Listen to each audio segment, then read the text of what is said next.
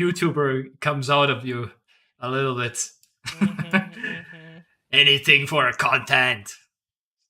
Oh, hi, Mark. So we're live. Yeah. Please. Just like that. Yeah, just like that. I mean, it's just a click of a button. Anyway, so it just happened. I mean, everything's in place. The audio is working. yeah, everything seems to be working. Yeah. Nice. Yeah. Let's start with maybe some positives. Let's start with some actually this okay, just to make again sure, because again, I don't take anything for granted these days, because Jesus Christ, what the hell happened to the audio? Okay, just to be extra sure, but I'm pretty sure everything works. Oh man, 2 out of 2 ads I have to watch first. Yes, now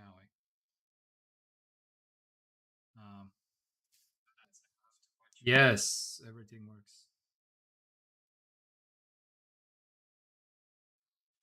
Okay, all right, everything works. Excellent. So, please do share. Now let's start with you. Me? How was your week? I had a pretty good week. I don't know. Well, I mean, yeah, I don't know. I got a new game, which I'm really excited about, from you, actually. Me. And I'm just hooked. Oh. And this was a game. I'm just hooked. Like, actually, like, what the? I can't, like, after the stream, I will fire this game up right away, pretty much. I don't know what it is, but yeah. I'm excited to hear it. First time I hear about it. Yeah, well, and yeah, it came from you, and I was like, oh yeah, this was a game that he recommended. So, and I'm just, oh man, I do have a pretty okay taste in games. Well, if I approve. Years of play of games have given me anything useful, then it's at least some sort of Yeah. Feel free to guess. Well, I will reveal it at the end of the stream, but feel free to guess throughout. So yeah, I'll think about it, because I always talk about so many things. Yeah. And I talked about it on stream, yeah. Yeah, we have. Okay. Yeah. I'll think about it in the back of my mind. Yeah. Let's do it after the meme break then. Yeah, exactly. Exactly. And reveals. And well, my week. Okay, I spent a lot of. Oh, okay. 4 hours, maybe 5 hours, to set up the Stream Deck. Okay. Oh, right, the Stream Deck. Yes, it has all the buttons. It has all. Happening. So this is okay. There a sizable juice section button? I intentionally left some of the buttons blank, and I knew that there will be something coming up from either from you or just in the spur of the moment or something. That I need to have a mountain doctor button. Oh yes, okay, yeah. I don't know what should be like, yeah. To the button. So these are audio clips, not like video clips. So audio will play for now. But yeah, I have maybe for the future some video clips, but that's also like we have to cover up maybe some each other's faces, or I don't know how it. I need to figure it out. I need to figure it out. But I feel like my selection. Okay, so I went to basically through hundreds of audio clips, and I'm pretty. Okay, I already know that some of them I will replace basically immediately, but some of them are pretty okay. So anyway, yes, and I even took the time to download all the pictures for the audio clip. So I'm having touch screen. No, it's those are buttons that are basically displays.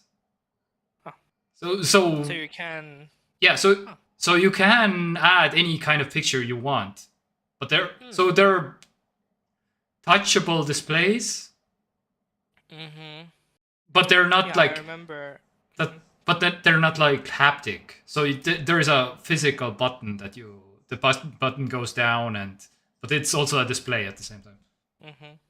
I remember. I don't know. I've been thinking about. It's been like living in my head rent free for the longest time. I don't know if I talked about it on stream. Yeah. Of basically having a keyboard where each key would be like a Mm. screen, Oh, good which would then allow you morning. Lots of film. to switch languages, as you would Yeah, normally, yeah, yeah, yeah, and it would yeah. change the layout of this keyboard based on what language you choose. Yeah, and It you just seems like such a use. no-brainer thing to do. Like, it's just so I mean, of course, probably it's like technically, not like Mm-hmm. super easy to do, but kind of feels like something that could be possible. Yeah, yeah, I don't yeah. know. I just had this idea a long time ago. Yeah, and Good morning, Lotus Film. the last time you spoke of it, I think you used the example of because you're using two different languages to input text, right? Yeah. So. Two different alphabets. Yeah, I Oh have yeah.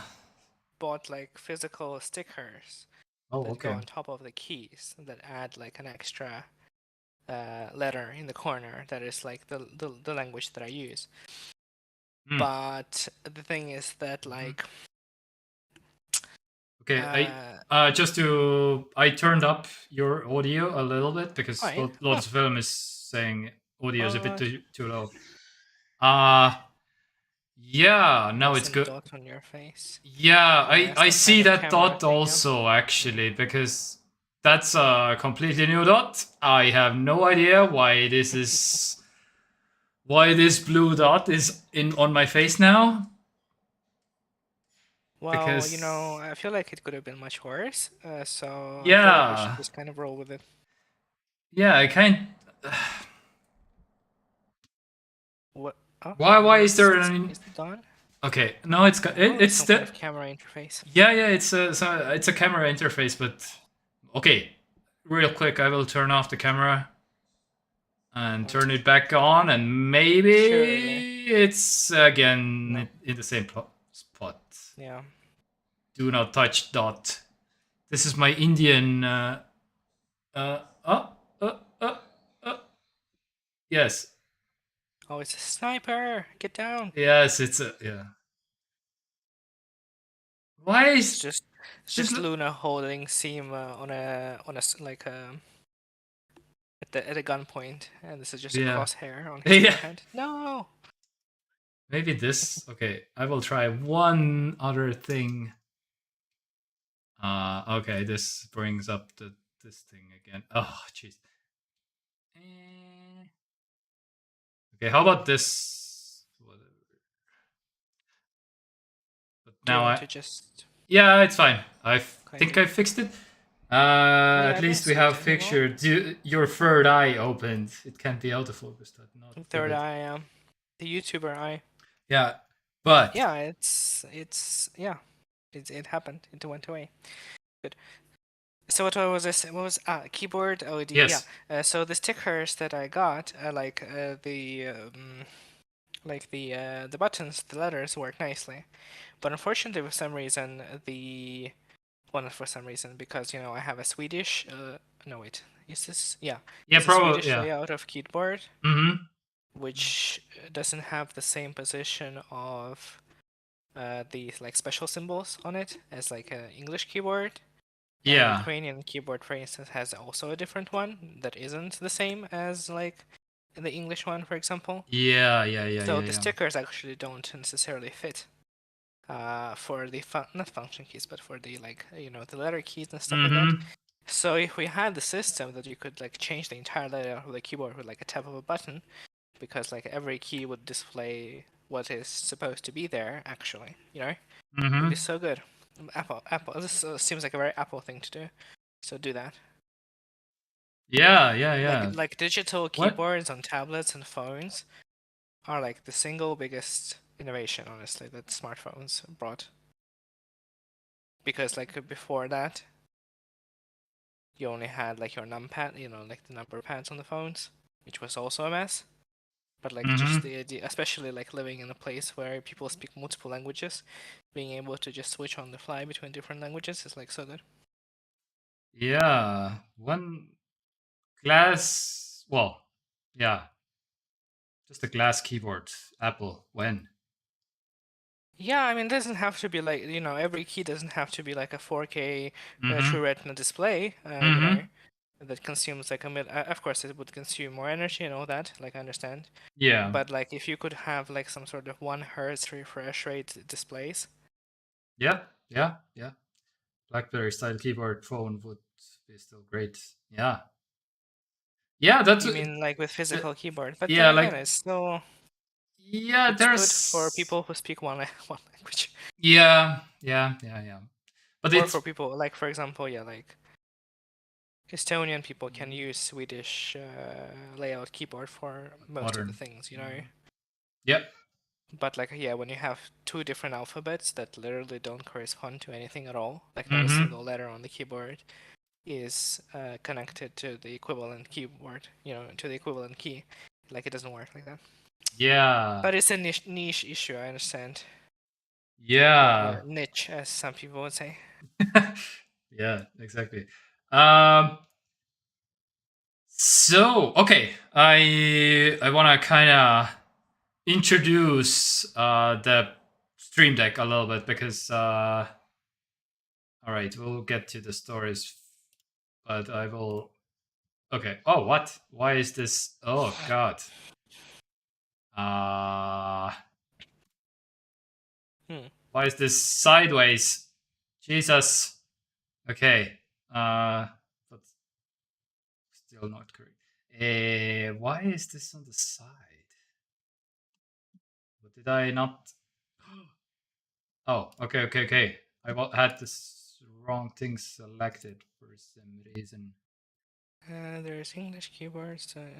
Yeah. I have Swedish keyboard.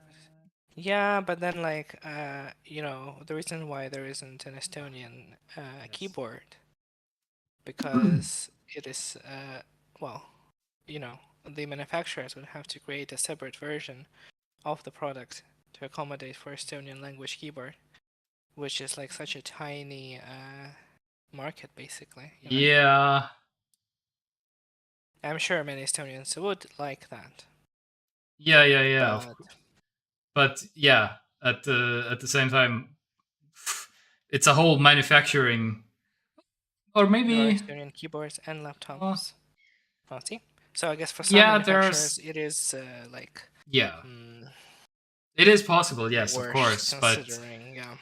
but at the same time, global brands like I don't know Apple don't even bother with the Estonian Siri, which is like yeah, totally. they would immediately get way more data on us, like if we would be interacting with Siri on a regular basis in Estonian, basically, because they would absolutely gain like all the juicy data that they can process and stuff.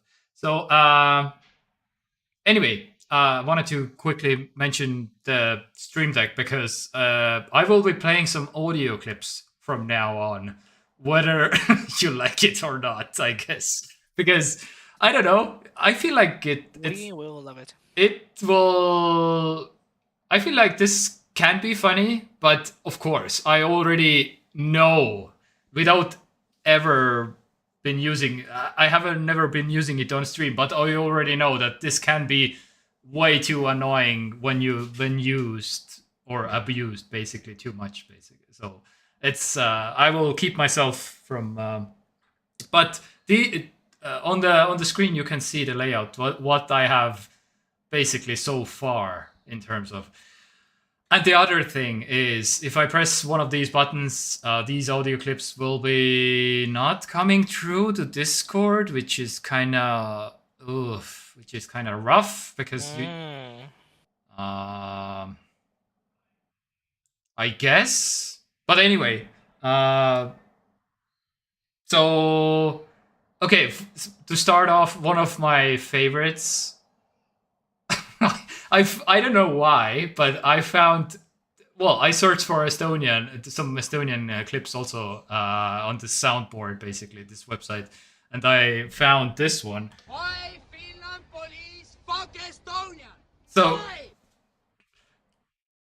so this is a YouTube video, basically. So the audio clip is why Finland fuck Estonia.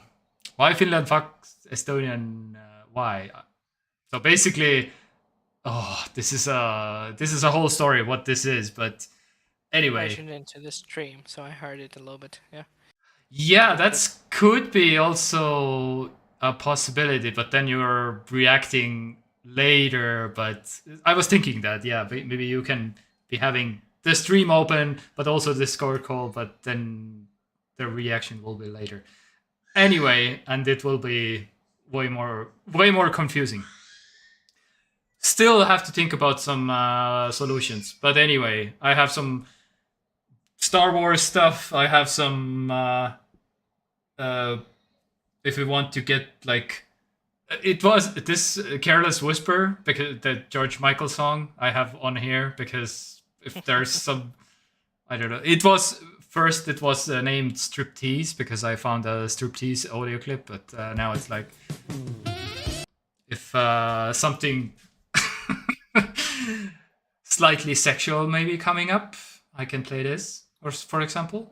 Or like the story about remotely controlled beads and chess. Oh, do I know that this? Story? Do I know this story? Of course, we talked about like half the stream about some guy winning a chess tournament. Yes. Yeah. Bees. Or not beads. Was it? Oh yeah. Oh, whatever. Yeah. Okay, I heard bees, and that's why I was confused. Okay, yeah, beads. Yes. Mm-hmm. Now I know. Or if there is something to be roasted, I can press this button. Boom. Mm-hmm. Roasted. The Office, Michael Scott from just boom, roasted. Anyway, yeah. Anyway, so this is one addition. So I'm going full streamer mode, including the microphone that is now hanging. Oh, and the audio is way clipping, and I think the jazz sound is used at Technology Connected.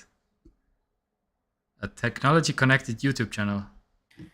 I'm not sure what you mean. I need the jazz sound. I didn't. This. Technology connections. Technology connections. Oh yeah, they're probably also using some like royalty-free audio files and stuff. This black microphone. Yeah, this. Connections. Mm-hmm. Yes, this is outro sound. Oh, okay. Yeah, I've been thinking also some intro or. Oh, there's this YouTube channel called Technology Connection. Okay, I had no idea. Or not sure. I haven't. This will be a work in progress. Yeah. Okay. Is there like for the second season of for the post 100 episode TekTok? We're approaching soon. It's a geeks channel. Yeah. Okay. I need to check this out. Technology Connections. Thanks, Lotus Film. Yeah. All right. Anyway. Oh, yeah. I can. Does this work? No, it doesn't. Oh, now it works. What? So I connected my other cheaper iPhone to my thing. Oh, and why is the... Okay, why is it on the side? But now it... Oh, wait, what? Oh my god, this rotates so weirdly. What the hell? Okay, I'm gonna... Alright, this is better. So basically, this is what it looks like. My Stream Deck. But yeah. So the cool thing is that I can... now I programmed my lights on here. So I can turn down my lights, and I can up the brightness, which is pretty cool right from here. And yeah, I don't know. And switch scenes. Very nice. Yes. Very nice. Very cool. Anyway, yeah. So, and I mean, I'm still experimenting with some stuff. So yeah. Well, it's cool. Yeah. We'll see how it goes. Pretty useful. Yes. But let's get down to the business at hand, because there's a nice deck. Yes. Oh, there's a button for that also. There is. Yes, because nice deck, but I almost read it something else. So That's what she said. yeah. That's the point. Anyway, flying emojis also would be cool. Yeah, I've thought about. Yeah, I have seen some streams like just pressing a button and then the whole screen is covered with a video clip for a few seconds. But it's like, I don't know. More a little bit more subtle would be nice. But yeah, at the same time, we'll see. We'll see. Anyway, I don't know if the microphone. I need to figure this out also.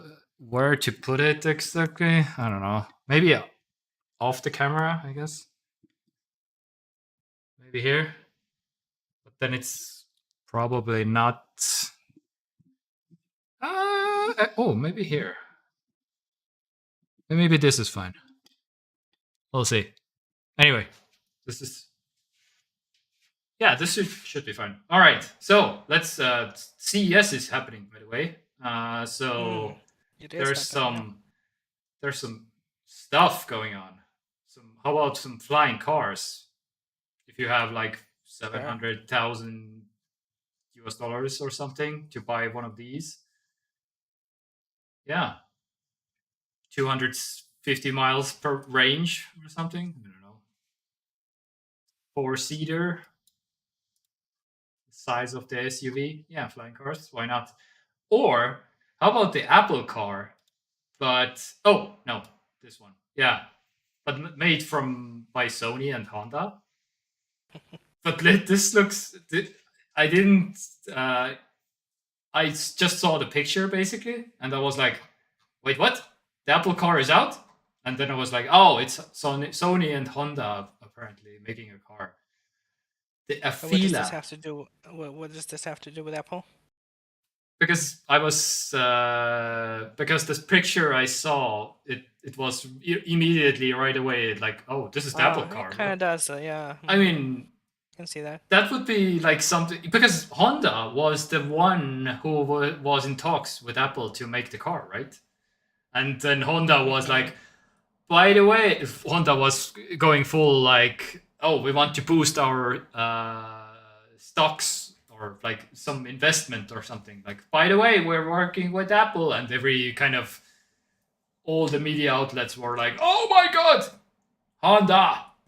And then the stock price shot up by a lot. And then Apple was like, okay, since you talked about it, we're out. And they're not making anything with Honda anymore. So Sony is now making a car with Honda now. Moskvich 3 is also 26,000 euros. Yeah, nice. So yeah, anyway, this looks very, I don't know, this looks very Apple car-y to me, at least. Like very like minimalist, very the gray, the black. This is a MacBook in a car, basically, as a in a car form. Yeah, I can see that. Yeah, but yeah, looks nice. I mean, it's all right. As far as like go on sale 2026. So yeah, it will take some time, but time to pre-order. Maybe, yeah, if you even can. But this is happening. Wait, what? Moskvich 3. Yeah, but there's some other cars that are unveiling. So BMW made a car that changes colors, apparently. If you want a car that does every kind of color that you RGB, full RGB mode, I guess. The Apple coffee grinder first. Yeah, we'll see. Yeah, I don't know the current. Well, we've already seen this a couple years. Was it? Yeah, it was a couple years ago. But it was only changing colors from black to white, I think. Yeah. But So now, it has yeah, the ultimate gamer fantasy. yeah, RGB car. What? yeah. What? And I can. Remember the time when it was like a trendy. I don't know if it was even a trendy thing to do in Estonia. But like in the early days when people were obsessed with like Fast and Furious and Need for Speed and stuff, people would put like LEDs underneath their car. Yeah. So when they drive, it would be like glowing like blue or something or This green. was the old school RGB. Yeah. This is like the next new gen. Yeah. This is like PlayStation 5 over RGB, sir.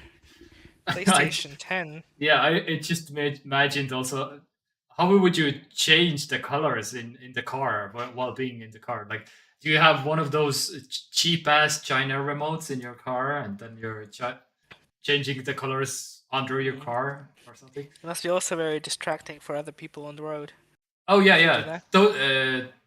that? That's why they're illegal, literally. The police can pull you over and write you a fine because of those. Because they distract you. It's a distraction for other. That they're cool, sir. They're cool. Yeah, they are. And also those like I don't know things you attach to the. What's the name? What's the name of the thing? To the trunk. Yeah. And to, like on top of the trunk, like a plank of metal, basically. Yeah. Spoilers. Spoilers, yeah, spoilers. Yes. Those were the times. Yeah. Those are still a thing. In Estonia, it kind of died with the 90s, but of course, some people are still doing it and will still keep doing it until the end of time. But yeah, what color is it in a technical passport? Yeah, I imagine just R, G, and B basically in the technical passport. The R is red and the G is green and B is blue. All the other letters in the passport are like black, but those colors are full RGB. Anyway, so yeah, how about some, and CES is going on, but some crazy stuff also. How about some self-driving strollers for your baby? Because a company in France made just if you're completely tired of taking your baby to walk, then just walk and without pushing the stroller, I guess. And this stroller, by the way, it looks so plain and junky. Like, okay, now that I'm a dad, I kind of appreciate a good stroller because now I'm kind of like, okay, but so there are like different types of strollers because one of them needs to be like a has to be good for in terrain, and one of them needs to be compact, and not one of them needs to be like maneuverable when you go into a grocery store or something. So it's like when I see this is just you have to be at the perfect road asphalt covering that has no bumps, no snow, no mud, no nothing, basically. Because the wheels. Stroller for movies. Yeah, because the wheels are so small. That's already like indicating to me like this can't be good in any terrain whatsoever. This can be only good in asphalt or basically like the perfect road. And I don't know if this is. Yeah, this looks way more. Any kind of suspension is lacking, I feel like also. And yeah, this is like it does look kind of weird now. Yeah. So immediately it's like only when you're like super rich and you want to go like a mile on a perfect road, then it's fine or something. without going. Yeah, and it's 3,000 euros, Nice. which is like And then something short circuits, and the carriage just goes like 100 kilometers per hour, just vroom. oh my god, And that's it. yeah. That's Basically, the main selling point is like, yeah, you can walk it up some hills, I guess, and if you let it go, Sure. then it won't like go immediately flying off or something because it. Okay. Well, I love that. That scene is great when the mom is just carrying the child and the stroller is just like moving forward. Yeah. So That's how you want to use it. So you just carry the baby. Yeah, exactly. Like, look at this shot, basically. So the guy is seeing some kind of a toy rolling down the hill, and he's immediately letting go of the baby stroller, and the baby stroller stops, which is kind of like, okay, yeah, I guess, but Well, priorities. You would totally save the toy first. yes, exactly. You can deal with the baby later. Yes, exactly. Especially, oh my god, yeah, exactly. Priorities. That's the perfect. This guy is just like, oh, Yes. it's a limited edition toy. Get it? Yeah, exactly.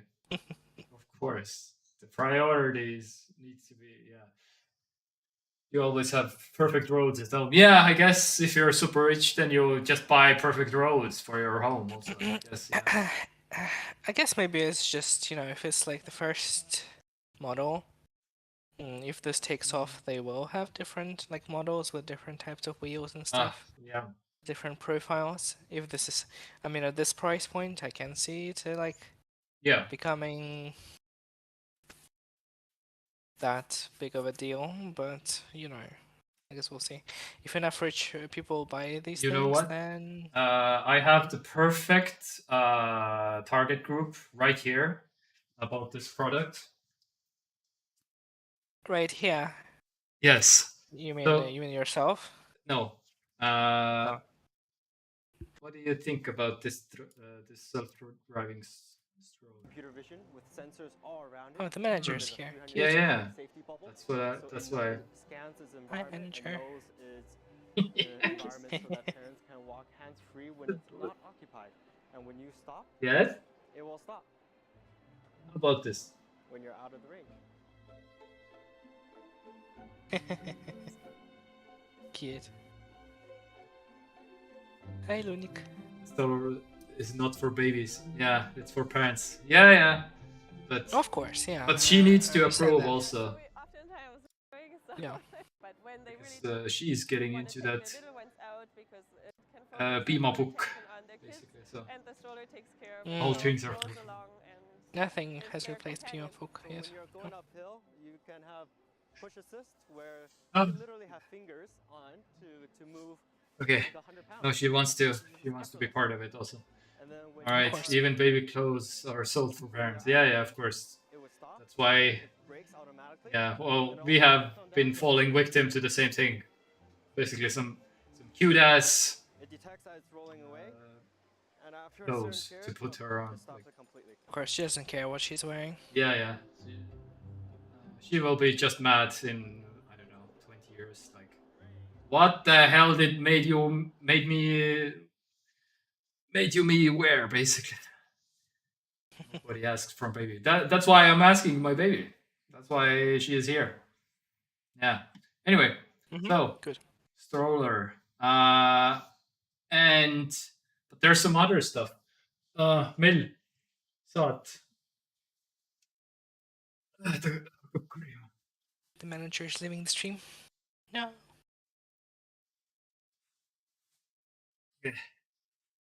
Yes. Okay. Let's. There's some other crazy stuff as well from CS because, how about some silent calls if you were because remote home or something working remotely. 92 million people are working remotely. meaning virtual meetings in airports, lounges, shared workspaces at home, etc. So there's a mask. Well, yeah, it's a mask, I guess. So you. Test now the mask, so you will be able to see the So difference. this is the demo. You heard him speak, and he's also speaking now. So basically, you can't hear him. So the first thing that came to my mind was if you put this on a home office video call conference, that the first sentence you naturally have to speak like, "I was born in the dark. You barely adopted it." So or something. I don't know. So Bane cosplay, I guess. I'm just imagining like high-end business meetings where people like sit around in front of laptops and stuff in their suits, and like, okay, like 1 second, let me just get my mask on. Yes, exactly. And everybody looks stupid. Yes. I love it. Yes. Oh, let me get like, okay, 1 minute. I will get my super expensive Bane cosplay thing out of my bag, and then we can continue with our conversation. Yes, exactly. And you have like a bunch of executives just like unironically having a very serious conversation wearing these masks. While Love you're that. on the plane with this thing, and you're just, I was born in the dark. Yes. Best Christmas gift for a wife. Yeah, exactly. Like if your wife is working from the home office, yes, please put this on. Anyway, so let's minus 20 decibels for a human ear. I don't know. Whatever that means. Oh, no. So it's like a reversed. It's like a reverse active noise cancellation. Instead of blocking the sound from reaching your ears, you're blocking the sound from escaping your mouth. Well, not really, but you're preventing others from hearing you. Okay. I guess there is a universe where something like that could exist, but not the way. I like mean, that. Yeah, I don't know. I mean, they're trying, right? Yeah, sure. Who knows how many people out there are? Yes, of course. This is the mask I've been waiting for some reason. That without, but also having the option to maybe leave the room. That would also solve the problem technically. Leave the room as yeah. Yes. If you want to have a private phone call or something, I guess. Again, also in this scenario, like you want to have a call or something. What do you choose? Leaving the room? Or, just wait. Don't mind me, guys. I'm just gonna like put this thing on my face and just like sit here awkwardly, talking while you don't hear what I'm talking about. And all the people around you giving like some kind of a look, like, okay, this is kind of weird. Maybe yeah. Let's sit over there. Maybe. Would be cool TekTok when you both have it. Yeah, exactly. Well, we already pre-ordered these, so. Yeah. So As arriving next week, basically. So this is a perfect upgrade for my microphone. That's the thing I was waiting for, you know. Yeah, or you're getting it for gaming, basically. Like if you want to shout that your CS:GO game mates, or your you would think team. You would think that this is for multiplayer games, but I think this would work nicely with single player as well. When you're like playing Elden Ring. Oh yeah, and you just keep dying on the boss. Yes, you just put it on and you can shout as much as you Yes, exactly. Yes. So I feel I'm starting to get this idea. Yeah. I like this. And then like if you are playing and in the other room, whatever your partner is sleeping, then it's perfect. Oh yeah, exactly. Rage, play, and not disturb them at the same time. Relationship saved. I feel like that's a great idea. Yeah. Never mind that. disregard my previous criticism about the way it looks. Mhm. Although if you connect it also with headphones, it was gonna look even funnier. Well, yeah, it's gonna be the full Bane experience, I guess. Then It's gonna With- look like American football helm, yeah, headphones, and this thing. yeah, and people on the street, at home or on the office will say to you, Or you could also use it in some sort of BDSM scenario. "Okay, yeah, okay, Multi-purpose tool yeah, as a sense deprivation technique mm-hmm." or something. You tie eyes tied, mouth isolated or whatever, insulated. Amazing. Yeah. And the other person, I couldn't hear your safe word. Mm-hmm. So you okay? Yeah. Anyhow, there's some other stuff that were okay, not necessarily announced actually. Oh yeah, this is the stroller AI bugging. Anyway, but there's another thing that didn't necessarily happen at CES, but this was pretty cool nevertheless. Also, because I was like, okay, so this is basically a project of Arvind, I guess. This guy took apart the typewriter, took it apart, put in basically loaded it with the Chat GPT, and so you can basically can and programmed technically to write all the responses on the piece of paper that on the very same paper that you ask the question or something or the prompt. I get it. Yeah, and just imagine. And then I was like, okay, when was the typewriter invented? 1968.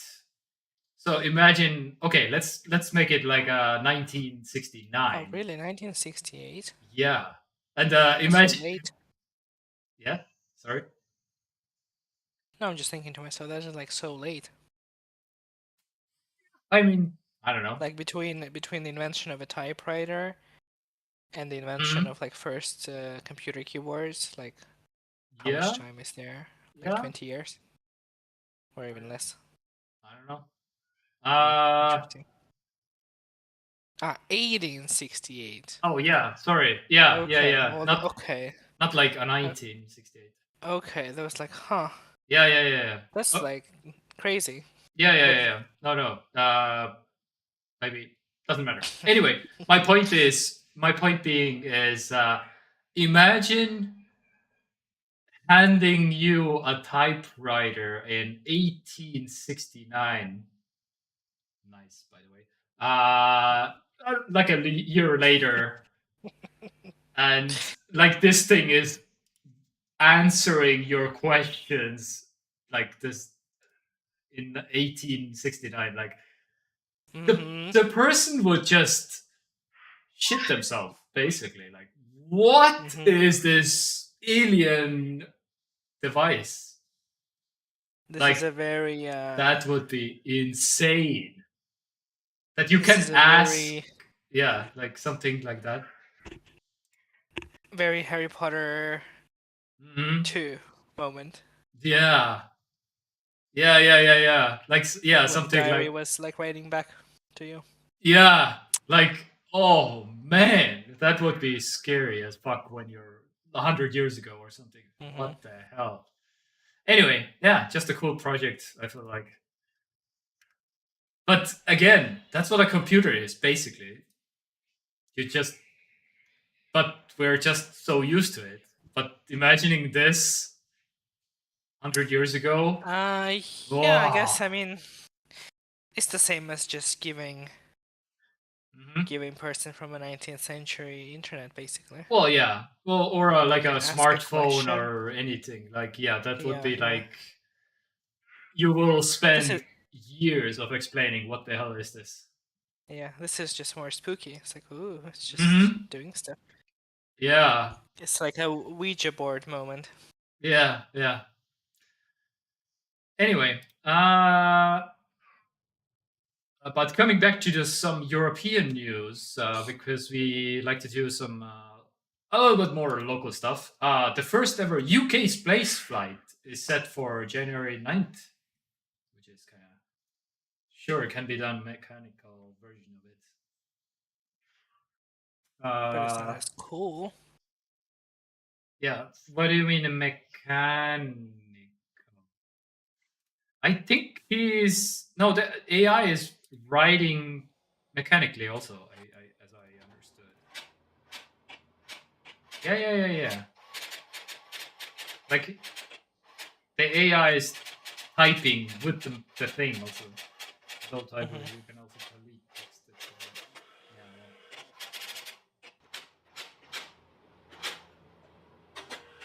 Yeah. So this is not like a printer or something. This is like the typewriter answers with the typewriter also. So it's like Anyway, but the first ever UK spaceflight. Well, basically for the first for the whole Western Europe. Type of stuff. Well, I guess because Eastern Europe also technically accounts for Russia, and that's why Western Europe. So yeah, the Virgin Orbit. So good old Richard Branson is launching the Start Me Up mission, and it will carry 7 satellites for customers. So no idea what the price is, but I guess if you have to ask, then it's not for you, or something. I'm sure we could afford one if we put ourselves together. Yeah. I think it's so doable. It's about time that Europeans are getting some space action also from the rest I of thought you the were gonna say world. it's about time TekTok gets its own satellite. Oh well. I was like, sure. Yeah. Guess we're doing that. Yeah, I mean, can't be that expensive, right?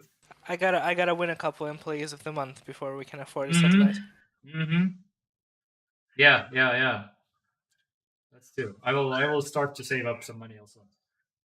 All right, but yeah, also some interesting stuff. Apple released AIs to read their books.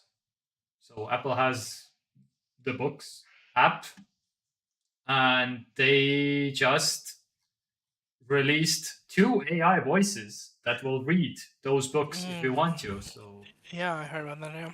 Yeah, at least Western ones. So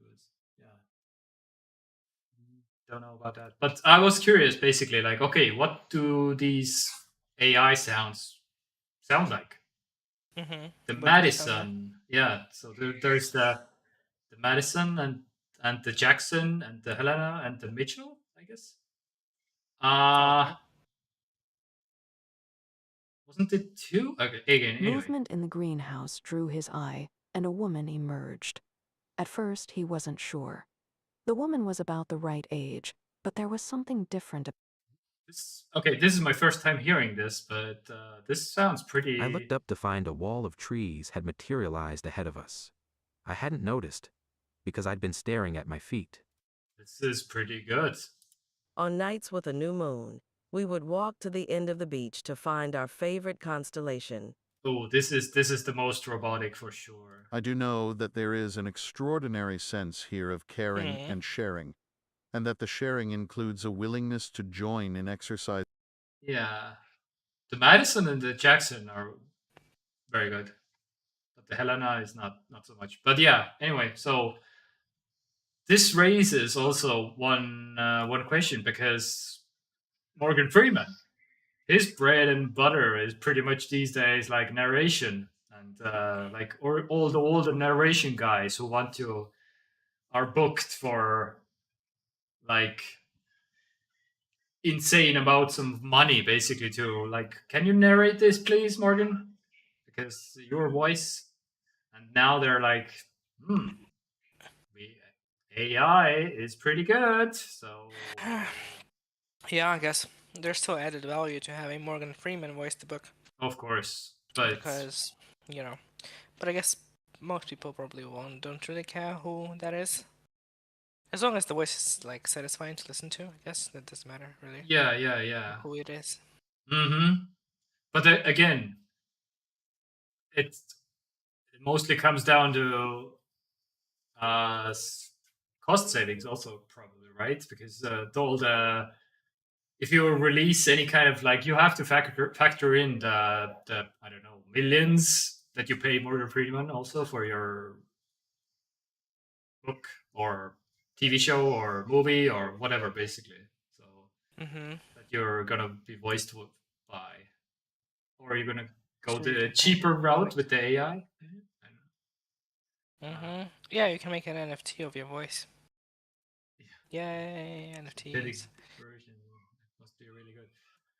Yeah, and basically after that, in a few years, what's basically stopping Apple or any kind of other company to create a similar enough voice to Morgan Freeman or something? Because yeah, it's has to be different enough, right? To be there. Yeah, I don't know. How do we feel about this? There's been so much AI recently in the news. Yes. In so many different areas. You know, Mhm. AI art, chatbots. Yes. Now we have AI voices. I'm missing something, but there was at least a few more things AI related. There was the news that I didn't include for I don't know why, but Bing, Internet Edge, well, Internet Explorer Edge is using now DALL-E for image generation and ChatGPT for the search. They want to work together, basically. That's and everyone is saying basically, okay, this is the first time Edge will be competitive with Google in 20 years or whatever, basically. So this was a huge thing. Okay, I will include it now. Edge. Okay, but finish your thought about.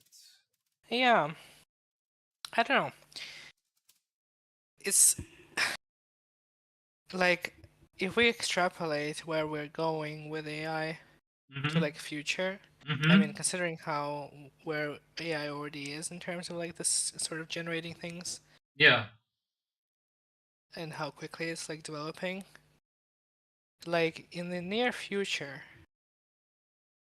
AI generated things could pretty much replace most of things that we engage with, like on the internet and stuff. Yeah. Starting from like shitty, like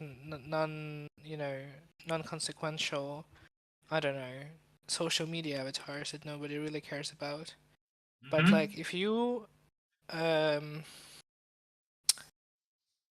like create more sophisticated AIs with like more sophisticated models for writing and stuff, at some point you could have like AI generated scientific research, basically.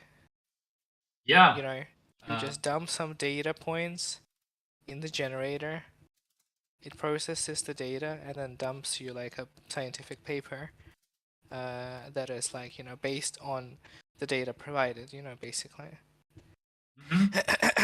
Yeah. Which is again going to be done like so much faster than like a person writing, you know, million drafts and, you know, editing and submitting and stuff like that.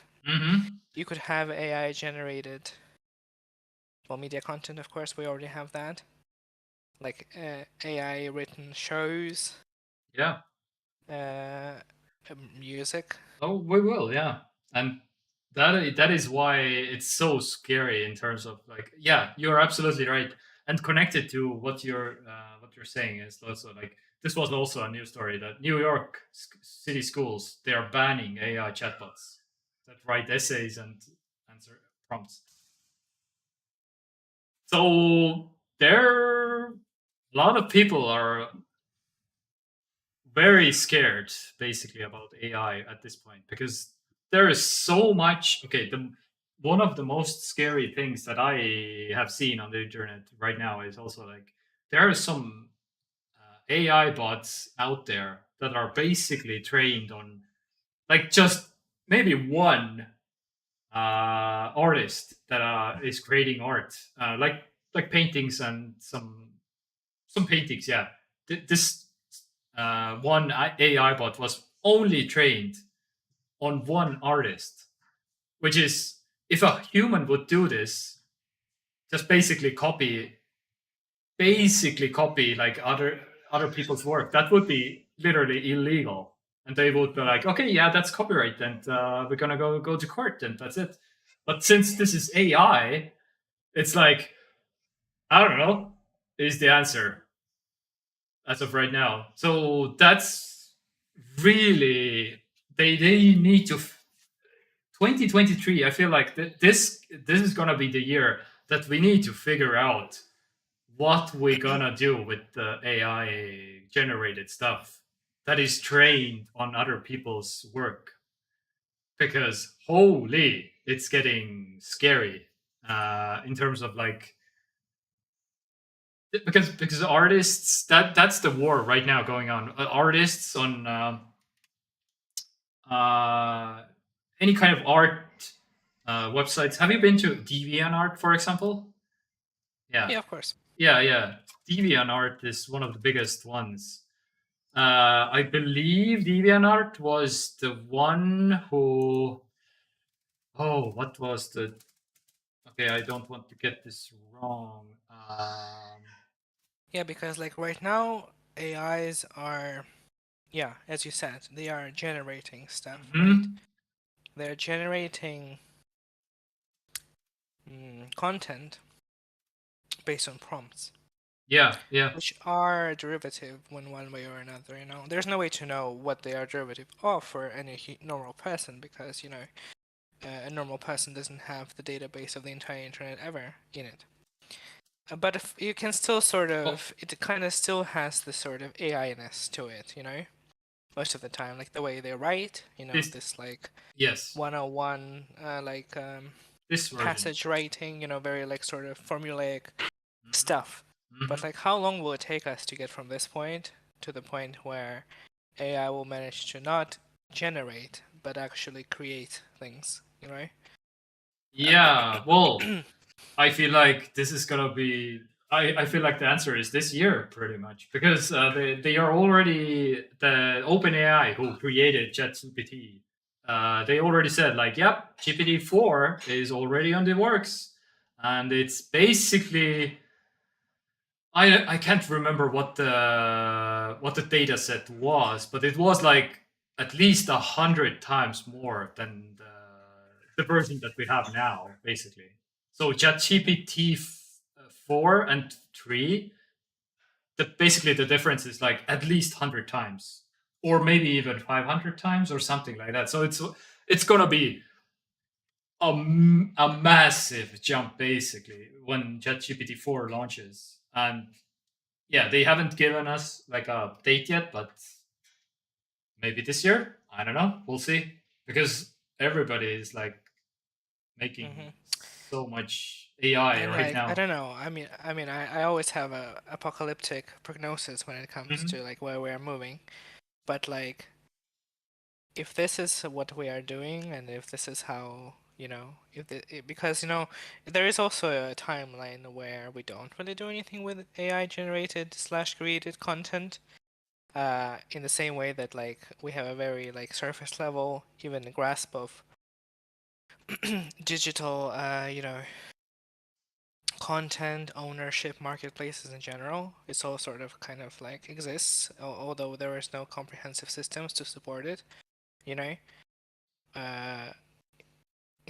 For both like people who are engaging with it as like consumers and buying things and stuff, you know. While at the same time they aren't really buying anything because you can't do anything, you know, with your purchases. I mean, like content. So there is a timeline where I feel, and I mean, come on, how long will it take for lawmakers to catch up with like AI? Like this is just like some complete like quantum physics territory Yeah, for these yeah, yeah. people and for most people, honestly. Like not just for, current politicians and stuff. But like if that doesn't happen in the maybe not this year, maybe this is a little bit too soon, but Maybe, like yeah. in the upcoming few years, like Mhm. before the end of this decade, Mhm.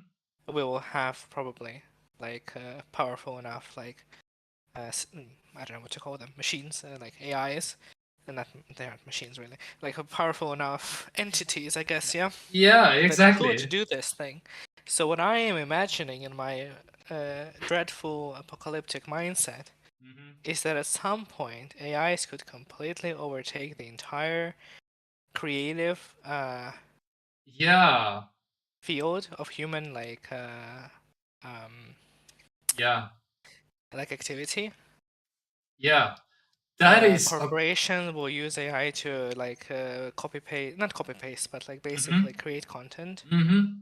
out of nothing, and Yeah. then we'll have more slaves to toil on the on the mines of capitalism. I don't know, watching AI generated ads for AI generated products, or I don't know. Yeah.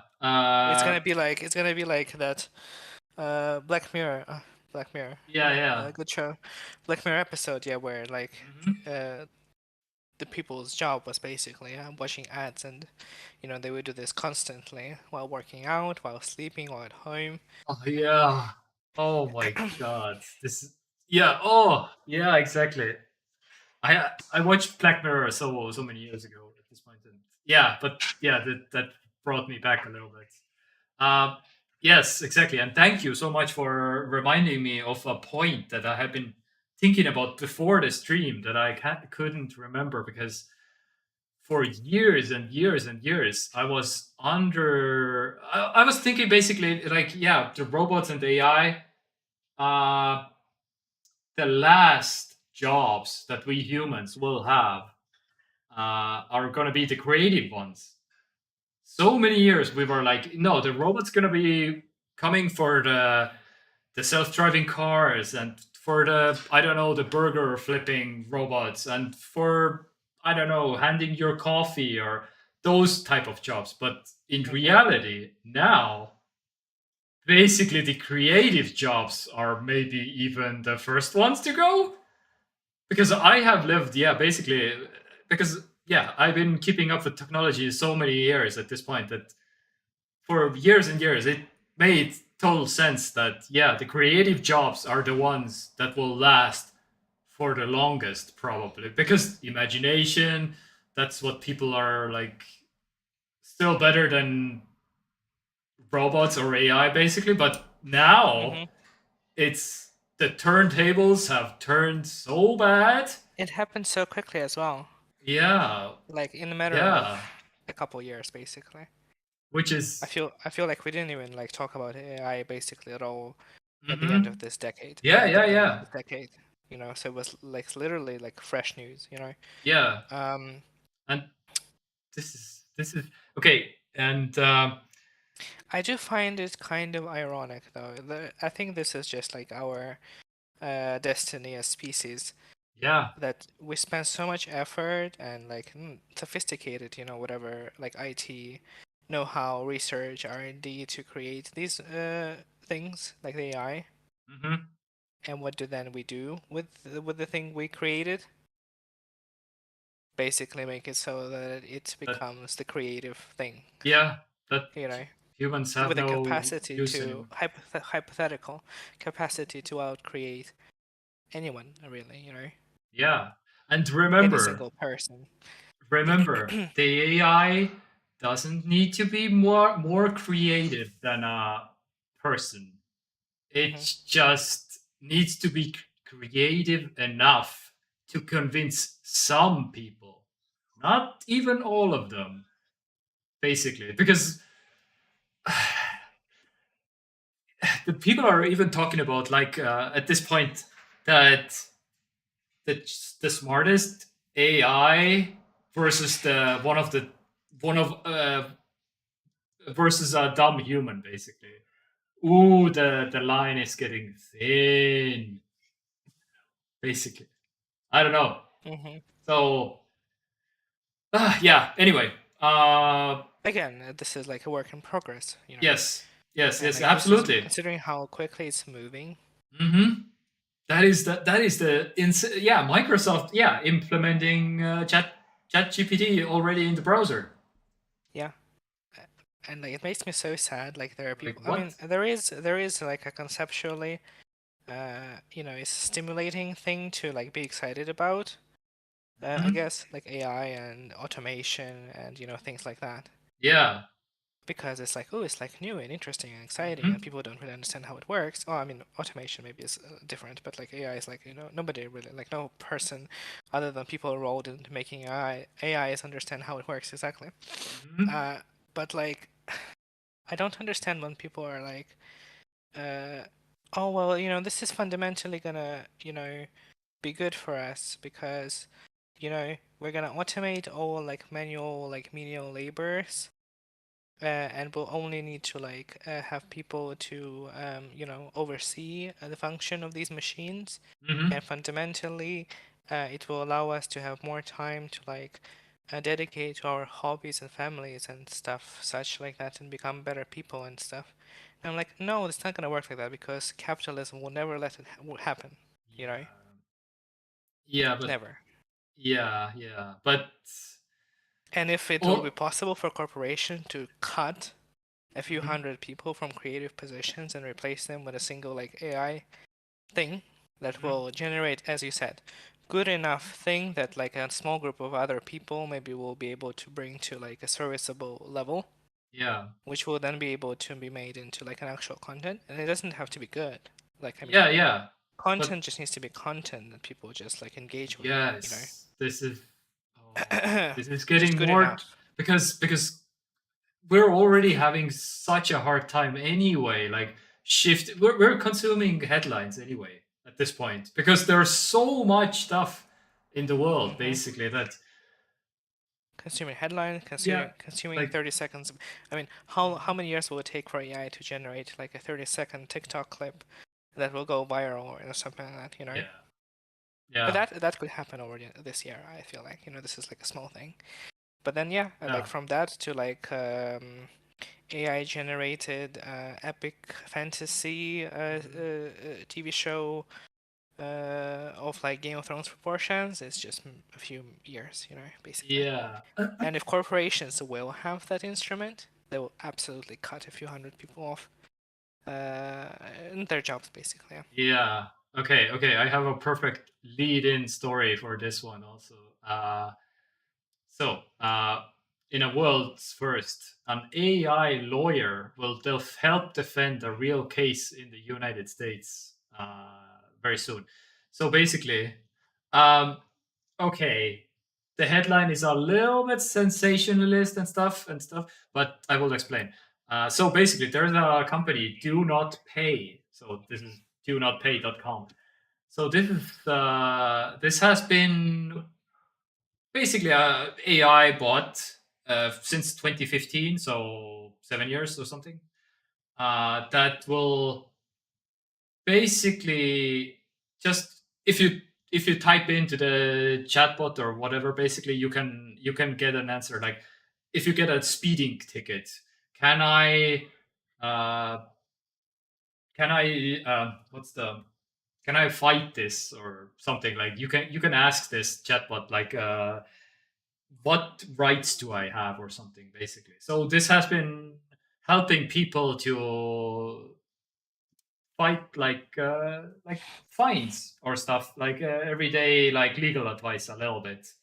So and the story now is basically so a guy just got caught speeding in a car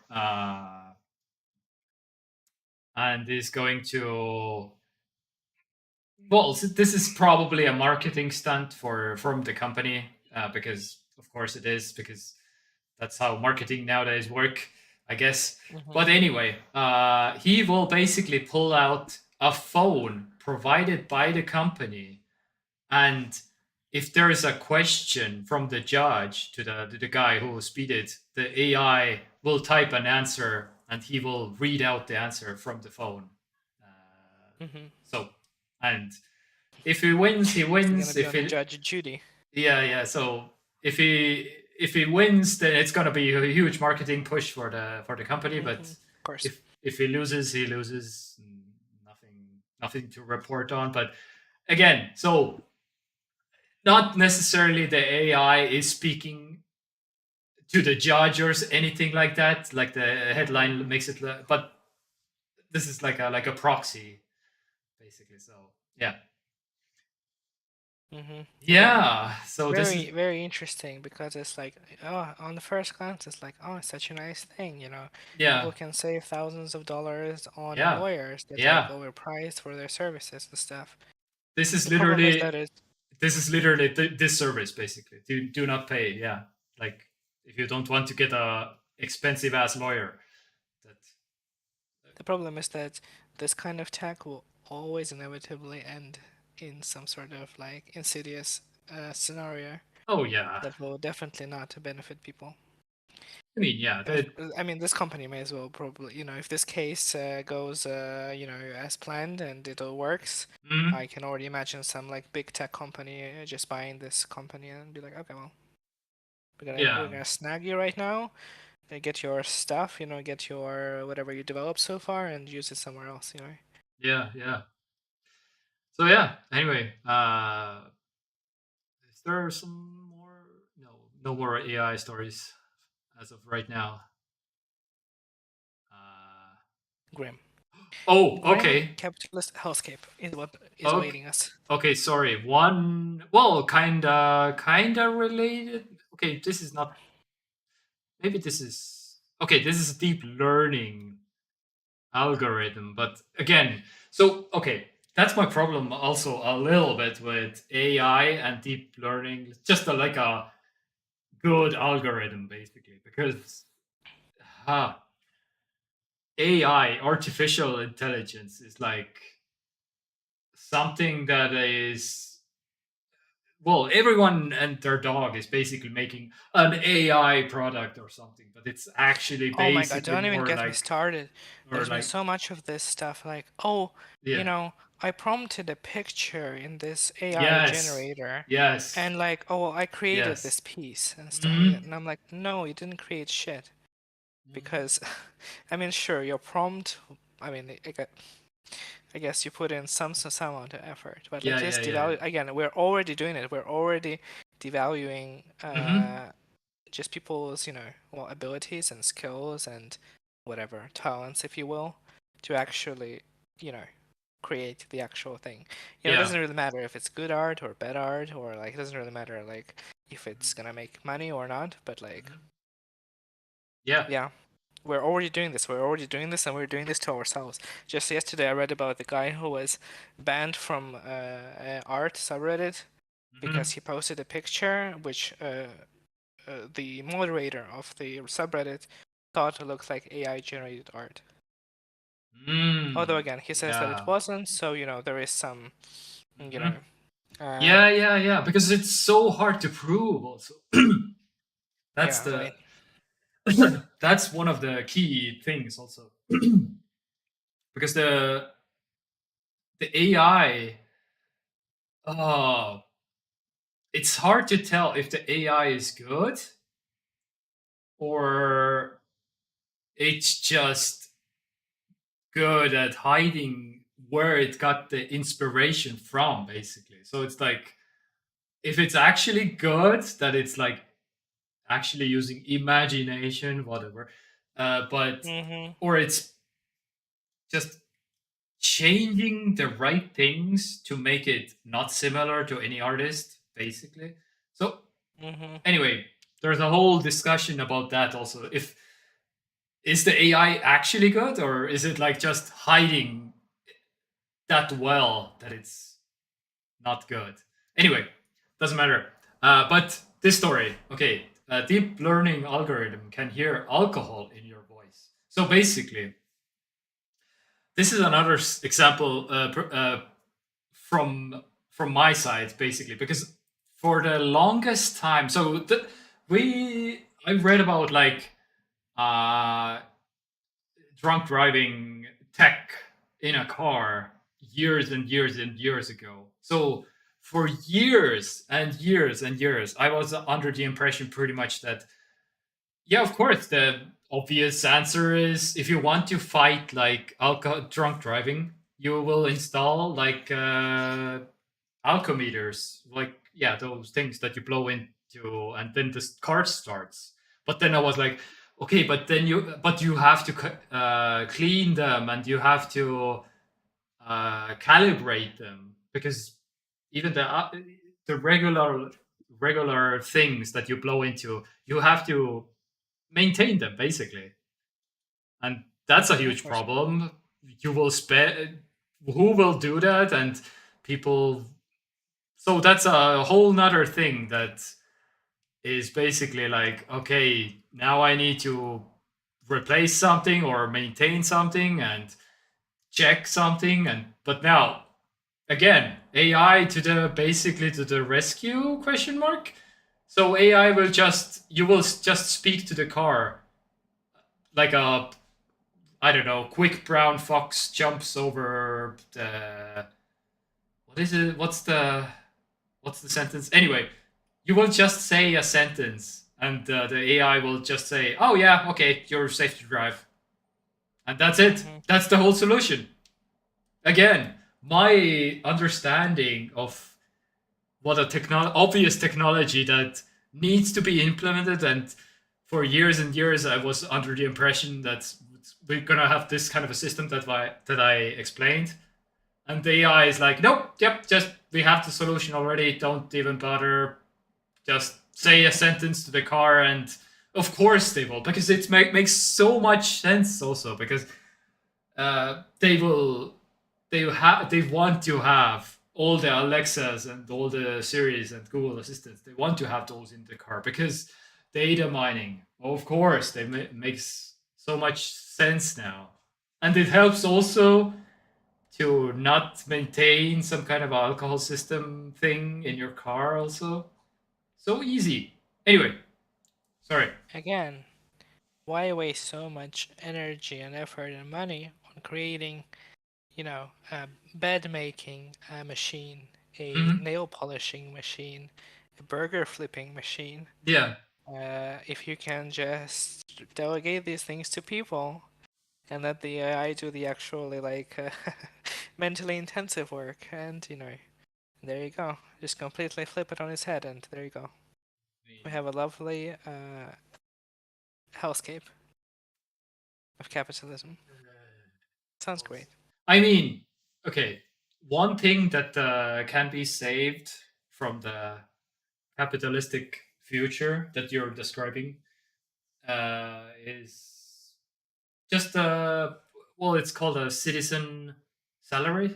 Just if you're a citizen of this country, then you will get the salary. But again, this is also in work in progress, because some countries have tried it, but there are some positive outcomes from.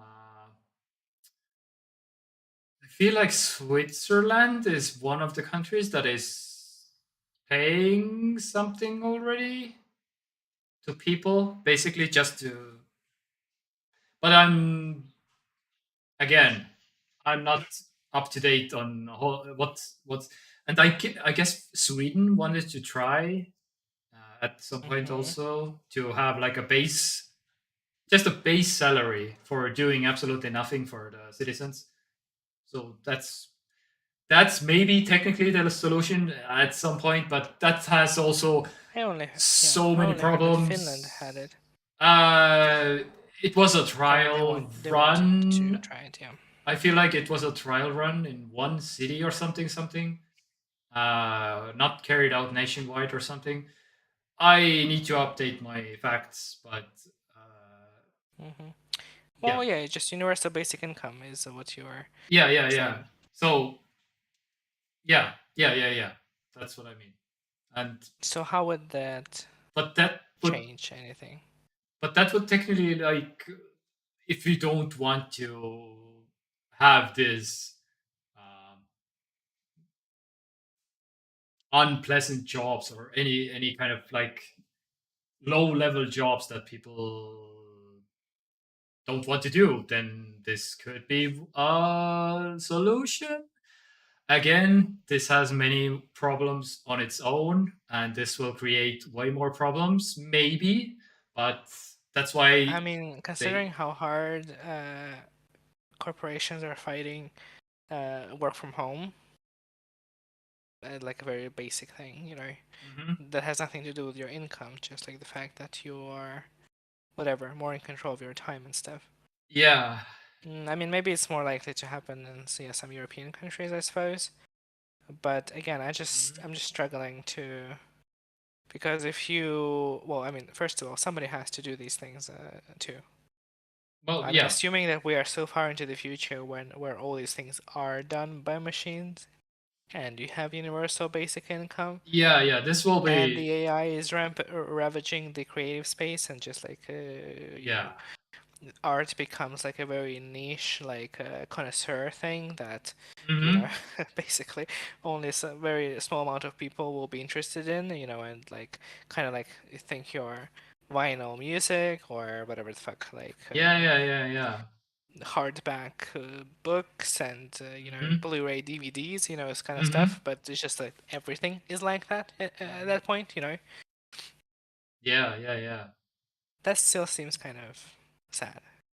Yeah, I mean, it's just that sad, minus the fact that you're probably not gonna starve, so you'll just be able to sort of exist. you're gonna have your cricket paste at home. Yeah. And some like flatbreads, yeah. And you'll just kind of exist, sort of, drift in this. And to be clear, I don't think this future will be here in our lifetime. But well, yeah, I don't know, no idea. But but that's the point. It's gonna start in our lifetime. Yeah, or probably. rather, it's not gonna start, but Yeah. like the choices we make in our lifetime, and not like our personal ones, but I mean like as a human race. Ooh, yeah. Start that or not. You know? Yeah. Lotus film made a good. Sure, entertainment will go crazy expensive then. Yeah. So you'll want to actually work to be able to afford actual some emotion. You want to afford some emotions, some entertainment. That could be okay. Andor is also like oh no, you haven't seen the episode yet. Won't talk about that. I don't think so. Yeah. I don't think I've seen any episodes since last we talked. Oh, I've been working this entire time. Oh, okay. To afford Netflix, you must have full job. Well, but no, that's the thing. The Netflix would be the one using the AI-generated content. That's the thing. Like the actual art and the actual content you'll want to get would be from Patreons or whatever. I don't know what will exist at that point. Yeah. Like you seeking out like small creators who are actually like, I don't know, doing stuff on.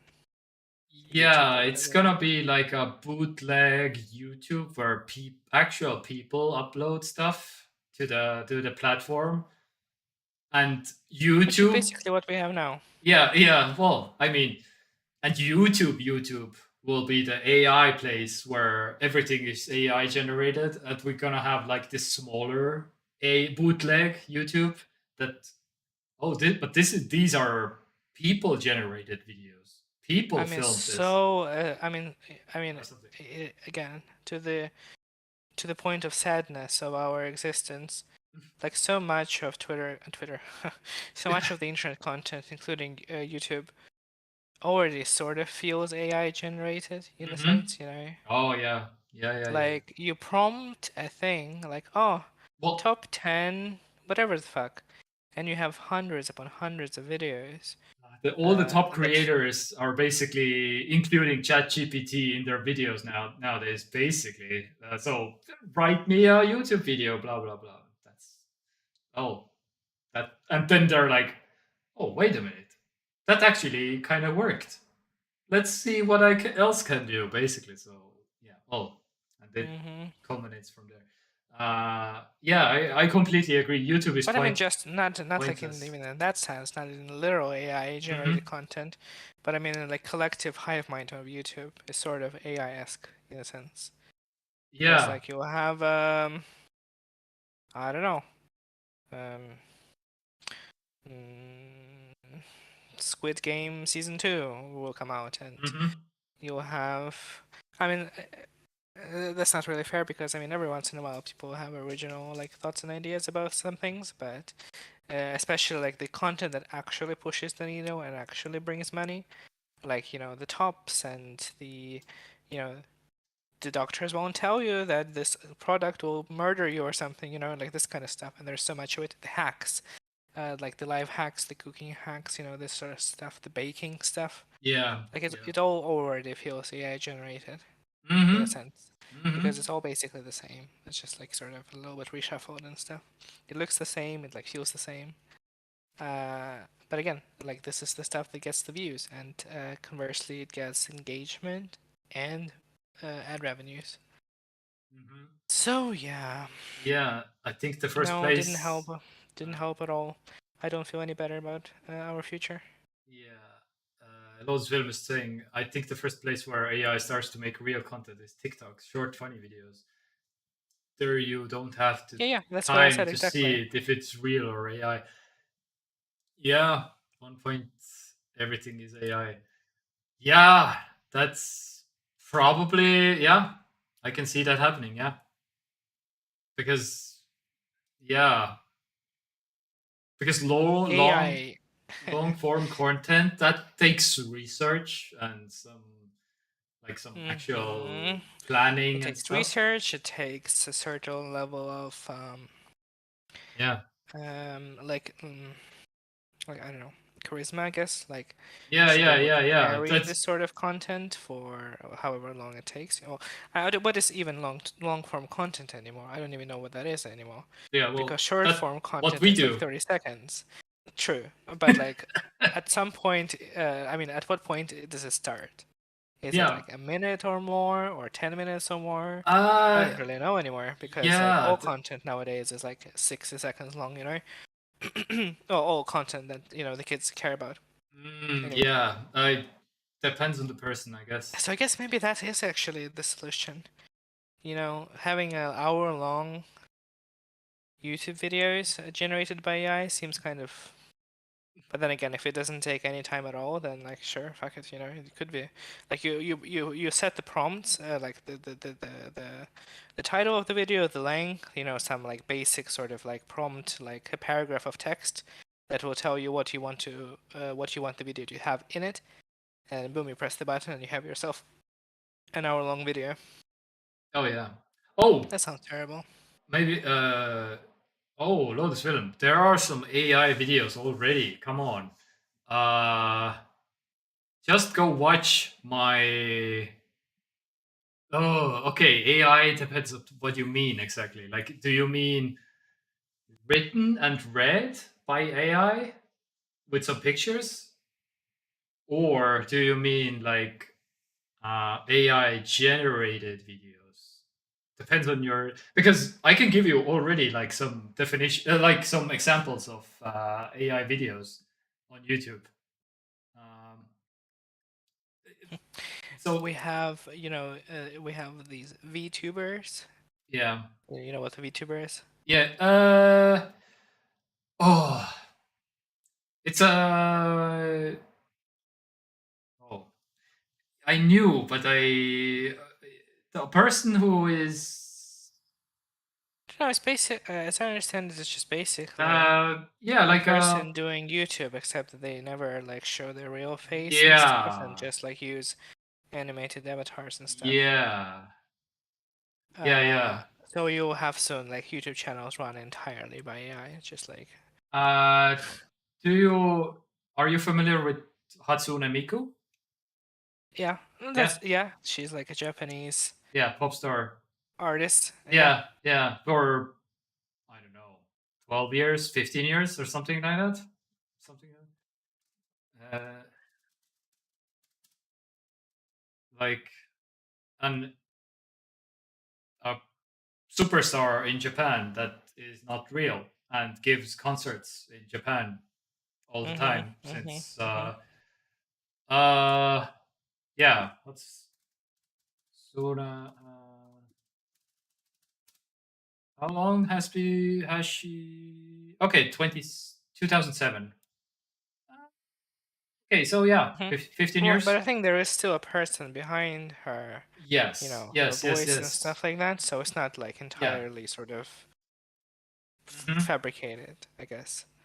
But yeah, like these things have existed in Japan for many years. Absolutely. But so yeah, I mean, even without AI, you know, integration, we're kind of going there, like willingly mostly, you know. We're kind of choosing this path for ourselves, which is why I'm saying that like our choices right now are crucial because you know, future generation we are, you know how we I mean, not really joke, I mean this is at least partially true, how like the older generation screwed like the whatever real estate markets and economy and job markets and just stuff, sitting and on now, the wealth, never spending it. and now you know, young people, us basically are struggling, and people younger than us.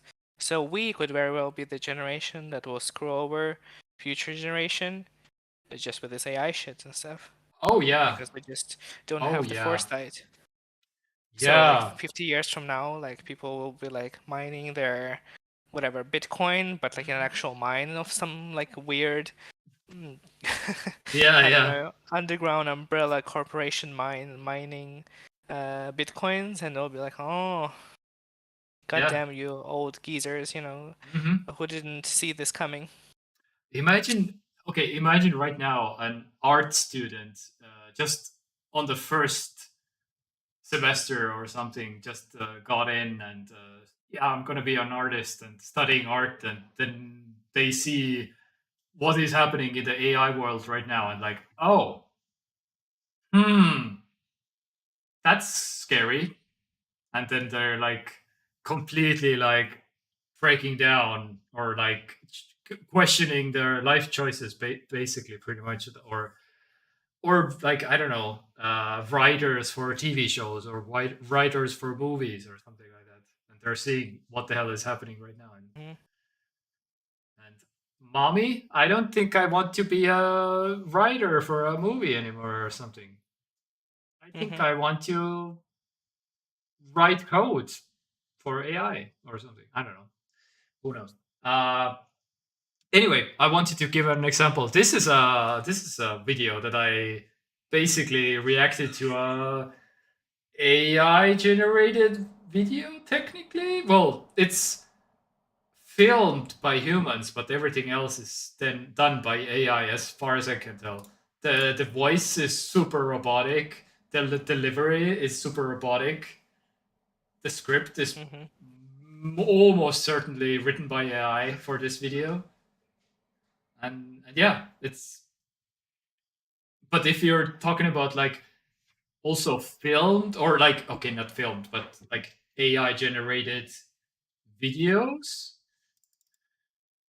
Oh, I don't have a good example as of right now, but I have seen definitely like those like, oh, some marketing videos that are like okay, maybe some iPhone 50. Okay, but iPhone is not a good video for that. Something like Code writers will be the first to lose their jobs because of AI. Yeah, isn't that ironic? That's what I'm saying. It's fundamental irony. We are creating an AI and giving it a power to create. Well, not yet, but like soon. And then yeah, like what is the point of having hundreds of coders in your video game studio if you can have 5 people and an AI? That are just what's the point of having an army just of reviewing the code, just fixing the mistakes and reviewing the codes. But so that, what is the point of anything then? Yeah, as you said, what is the point of dedicating yourself to any kind of creative Yeah. direction, with your life, starting from like whatever, But like visual artists, musicians, designers, But to be chefs. clear, this is not what we are currently having here. So No. it will take some time. But the joke that I heard from some coders actually was basically like, okay, so before ChatGPT, I took like 7 hours to write code and 7 hours to fix code. So it's like now it's like 30 seconds to a minute to write code and 14 hours to fix the code, basically. So it's not necessarily like you slash the amount of work half the time or so. So it's kind of a joke from the coders right now with working with GPT. So it's like it takes basically double the amount of time to fix the code that ChatGPT puts out. It's But how long would it take for them to write the code themselves? Well, yeah, that's the 7 hours to write the code and 7 hours to fix the code. If they don't use ChatGPT, that was a joke. I don't know how true this joke is, but they said it's kind of a joke, but it's not probably not like that's the example they gave me basically, like on. I mean, what I saw on Twitter basically. Actual coders who use ChatGPT. No, yeah, I get it. Of course, it's not gonna happen tomorrow. Yeah. It's just that knowing what we are like, by us I mean like humans, we always like realize something is not right when it's already too late for that. Yeah. It's always like have we ever like proactively done anything in the history of humanity that was like good and had positive impact on future generations? Yeah, and we're still not even sure if like climate change is real and happening. And but like the planet is basically fucked already, so it's fine. Yeah, and that's why we release something that is not completely fully finished, and like Pokemon Scarlet and Violet. That game may as well be AI generated, honestly. Like, I wouldn't be surprised. Anyway, OSP factory. They use AI at plywood and OSP factories already. Sure, also at rival board factories. Oof. Yeah. Probably. Yeah. Like, factories, of course, they have to optimize. And then you combine AI with automation, and yeah. Sounds great. And then somehow out of this, the proponents of these things are gonna be like, oh, it's fine. People are just gonna be like, pursuing their bliss, like living their best lives and like dedicating themselves to like sports and whatever the fuck, because like it's fine. All the jobs will be taken care of, and we'll just be like chilling, vibing. And like, sure, sure. That's gonna happen. Yeah, that is going to happen. I mean, hello. I don't even get me started on the like north versus south Reuters part of this reported whole that Apple problem. is now talking to charging stations. Because like this could happen again, like hypothetically speaking, of course, where like Europe will become so like rich and automated and like also regulated to the point, I guess, where maybe like some EU lawmakers will kind of try to like keep it, less dystopian and more sort of like closer to like what actually people need and stuff. And maybe like in 50 years we will have like whatever universal basic income in the entirety of the EU, if it exists at that point. Well, we don't know. Yeah. But then like, what about the billions of people like living in less fortunate places? Yeah, they'll just be like, fuck it. I mean, they all want to come to Europe then, I guess. They will be the ones watching ads for money. Yeah, exactly. Just like powering the AI generated machinery of Western capitalism. Yeah. Okay. So Sounds good. I mentioned basically like a AI generated video. So this is probably the closest one that I can find without like going like too deep into it. But basically, I have seen videos like this. So basically, this is just some pictures, some text, and an AI voice just talking about some rumors about okay, this is about Apple car that has been never released. So I have seen many videos about just talking about some random thing that doesn't exist basically. And so Interested in purchasing an Apple automobile, we won't know for sure until I don't know if this particular voice is a real human voice or a AI voice, but basically you get the picture in terms of Lotus Film, in terms of like Apple's you just imagine like an AI voice also on this video and just flashing some random pictures that are having vaguely something in common what the AI is talking about basically in this video. Mm-hmm. And so I mean, we already have AI audiobook readers, so yeah.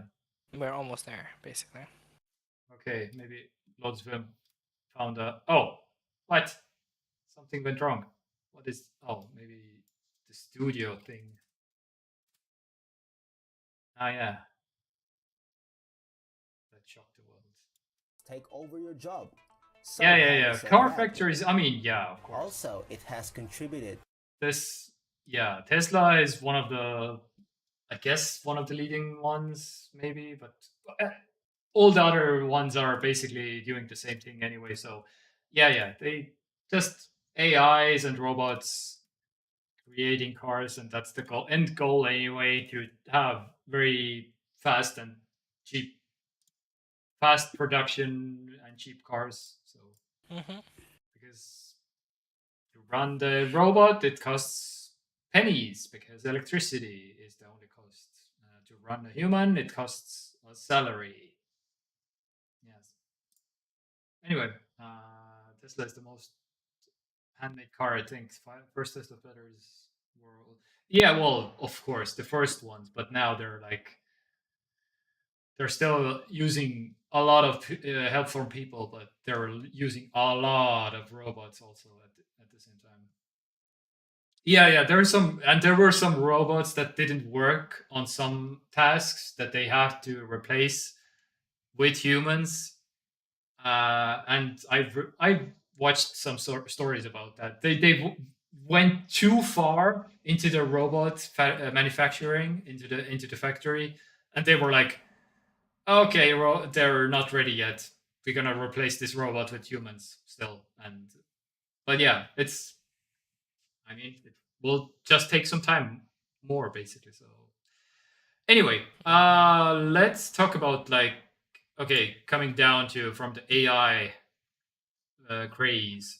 Apple is charging more for battery replacements for the iPhones and for the MacBooks, which is kind of oof.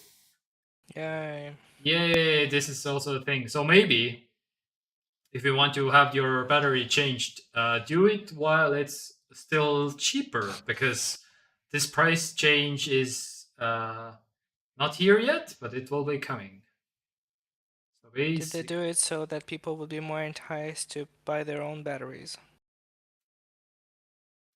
from that whatever licensed parts ordering website? I don't know what the end game is, but maybe this is inflation. Maybe they're just want to charge more. I don't know. We'll see. But yeah, it's basically just want to charge more, sir.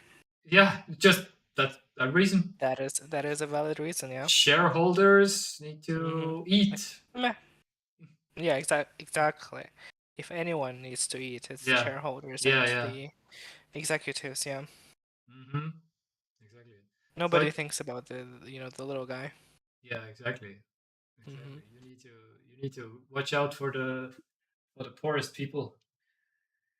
So, but if anything, I think AI should replace executives, right? That is like the first order of business. Because if you think about it, Yeah. you can feed it some like corporate data, right? Yeah. Of like whatever numbers and stuff. Yeah. And then the AI will be able to just make the most rational decisions based on that data. And I mean, we don't really need to have a board of directors that like who have combined annual salary and bonuses of like, I don't know, $50 million or something. I feel like it's a good idea. That it is, but except for and it applies basically to every single, like doctors, for example. Like if my mom cannot Diagnosing, but like diagnosing but the biggest hurdle in terms of medical thing is like she basically needs to educate herself every year. It's a requirement, like mandatory. You need to go to like trainings and stuff. Like we have this new medicine, and here are all the ways that it can counteract with these all other medicines. So you need to constantly fill up your database with like, okay, so these are the new stuff that are available for people to buy, basically. And you need to constantly like, okay, but this medicine will affect this medicine, and it will maybe create this. So, but yeah, again, AI can be like, I just looked up, compared like 10,000. Cross-reference all the different components with all the different reactions, yeah. So many more things that a human could ever, basically. But the biggest problem with that is, okay, so for example, the tech companies that you mentioned. That means all the tech companies, any companies, yeah. Yeah, well, yeah, any companies, but that have, yeah. So but the problem is with that. So you're basically taking out all the emotional decisions. You're making only financially making sense decisions, basically on the girl. And don't even. Are you suggesting that the board of executives are taking emotion and like ethics into account when they make decisions? I mean, some of them.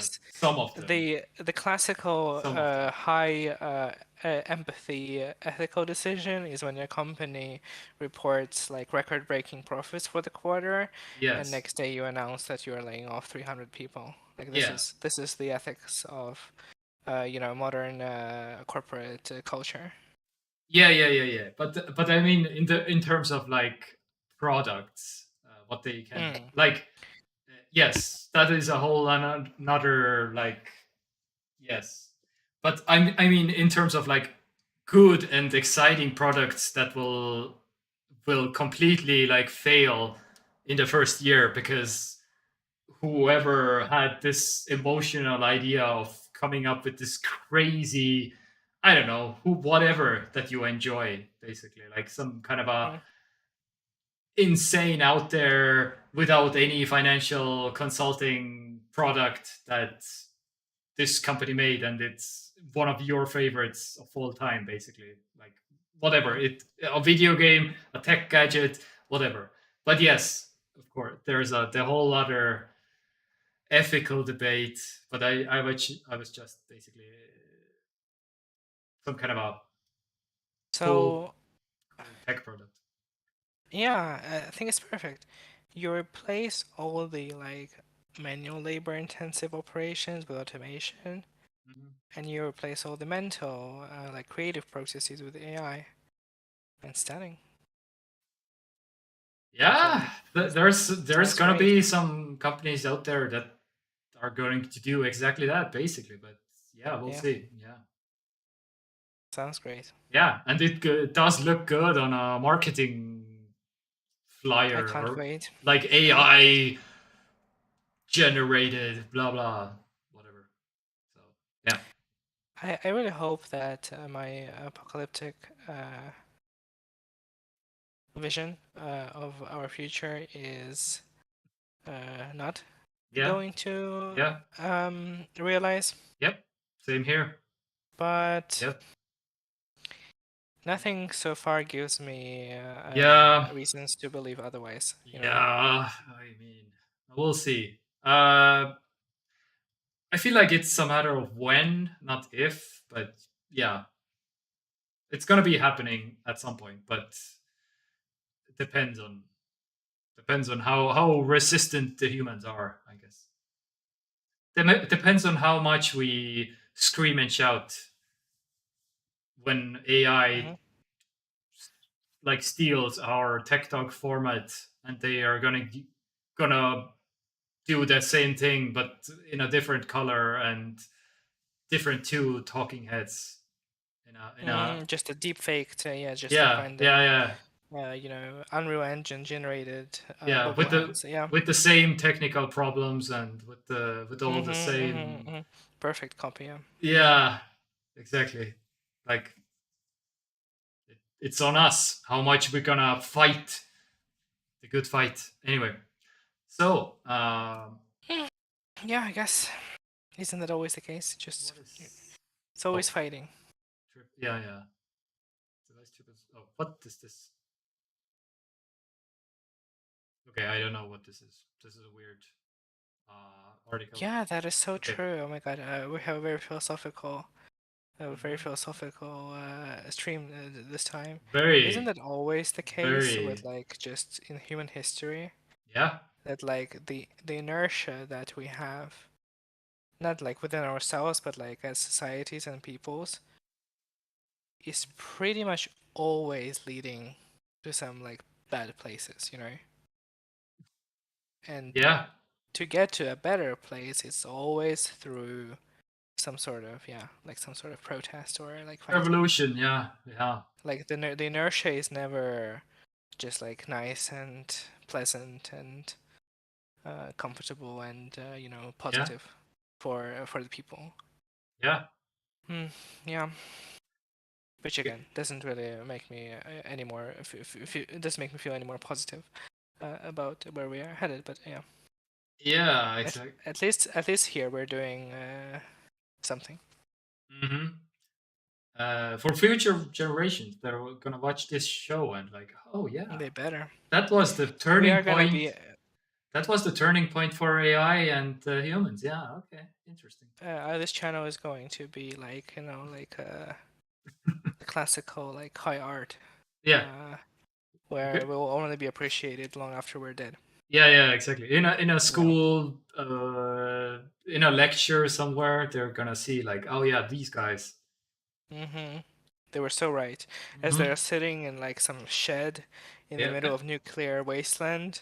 And it's like, oh my god, they were just calling it all the way in the year 2023. Yeah, Death Stranding. They're gonna be Death Stranding. Yeah. They strapped a baby onto the chest and they're gonna sit in a That's. Oh, is that the game we were playing? No. Oh, is that okay? Because you told me that you got it from Epic Game Store. Okay, well that seemed just like the obvious thing. Okay, I'm still thinking about that point. Yeah. But that no, that's not it. It's I didn't like Death Stranding that much. Well, I need to come back, I guess. But in the first it has a lot of cool ideas. I also have it on PS5. I also want to come back to it. And it won an award and stuff also? It won a bunch, yeah, because like the guy who is all over the place, screenplay by Hideo Kojima. Directed by Hideo. Yeah. He's like a very big name in video games, so there is a little bit of this sort of like just circle jerk, I guess, around his games, regardless of how good or bad they are. And because his previous games are generally like critically acclaimed. This was the divisive one, where some people were like, "This is like the greatest game of all time," and it like flips entirely like the entire concept of video games on his head, and it's like genius. And there were others who were like, "I couldn't even finish the game to review it because it was so boring and tedious that like I couldn't even bring myself to finish it." So yeah, this is definitely one of the more divisive ones. But it has some interesting like narrative ideas. Again, so it's about post-apocalypse, baby. Yeah, it's always about the post-apocalypse. Yeah, of course. Okay, talking about the game that you have on this very console that I'm showing you right now. Have you heard about this? That your PC standing up could fail because the liquid. Yeah, PS5 standing up. Yeah, not PC. Yeah. I briefly heard it, and some outlets picked it up. But there's absolutely no evidence that would suggest that it's a like design flaw, as opposed to just people mishandling their devices. I mean, ours is upstanding from the moment we bought it. Yeah. Was when. And so is like millions of them anyway, and still working fine. But this is Can't wait for a class action lawsuit. Let's go. Like at this point, I don't even want to like flip it. Well, first of all, we don't really have anywhere to put it. Put this way. But second of all, gotta milk Sony for some money when it does break. Yeah. Or if I don't know. I'm a little bit skeptical. I mean, for all we know, it could be the new Joy-Con Drift situation where it was reported by a few people, and then 6 months later, it was like literally everyone was having it because that was just like how the thing was designed. Yeah. So we shall see. Yeah. Wouldn't want to break my PS5. That would be terrible. But also.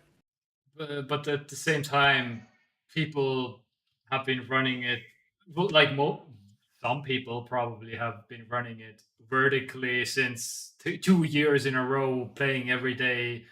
I don't know, hours and hours. So it's like. Like we, yeah. Maybe not, maybe not like every day, hours and hours. But yeah. But there are people that are absolutely playing hours and hours every day. Definitely. Yeah. But we'll see. But so basically, the only source is like a Twitter user who runs a hardware repair shop in France. Just posted it, and there's a YouTuber that made a video and posted it. So he made the video about this guy who posted it on social media, or he actually had an issue with it. I guess the video is basically he's opening up the PS5 to investigate it, and it was a little bit basically poured out, as my understanding is. All right. But again, it's only two PlayStations, I guess. So it's not like. This reminds me of something. Yeah. Anyway. We already had something related with PS5s, like a whole thing. We did? I don't remember. Yeah, something to do with fans or something. Oh. Okay. I don't remember. But the point is that like it wasn't really anything. Okay. But yeah, I guess something to keep an eye on. Yeah. But I mean, our PS5 has been stationary for as long as we've had it, so.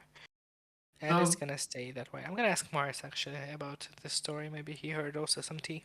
Well, yeah, but as for now, it's probably a non-issue. But again, this is more like if your PS5 is not turning on anymore, then maybe that's why. So, yeah. The problem is that, as I understand, there would be no fix for this issue because the entire the liquid metal that they use inside of the chip, that's conductive, and if this gets onto the board, it will basically like short circuit the board contacts. So it's like probably a new motherboard. I don't know. So basically a new console, yeah. Amazing. Or, we'll see. Or a class action lawsuit, and you can get some money. That will give you 10 euros as a compensation. Oh, 10 euros, sir. Yes. Get in line. And the pre-order for the Sony car. Electro Boom. What's Electro Boom? Yeah, Electro Boom is a YouTuber that makes like all about electricity, basically, like doing a YouTube channel. How does electricity work? And for electricity for dummies, I guess, is the very dumbed down version explanation of the channel. But anyway, yeah. But let's get through the last two stories. No, three stories. Okay. 3 stories, Jesus, you came prepared for Yeah, this. I did some stuff. So basically, the Danish bank workers celebrates the first full year without robberies, which is kind of like what? What? Okay. Danish who workers? Okay, yeah. Okay, to be fair, not dummies. Yes, he makes bank workers. Okay. Yeah, bank workers.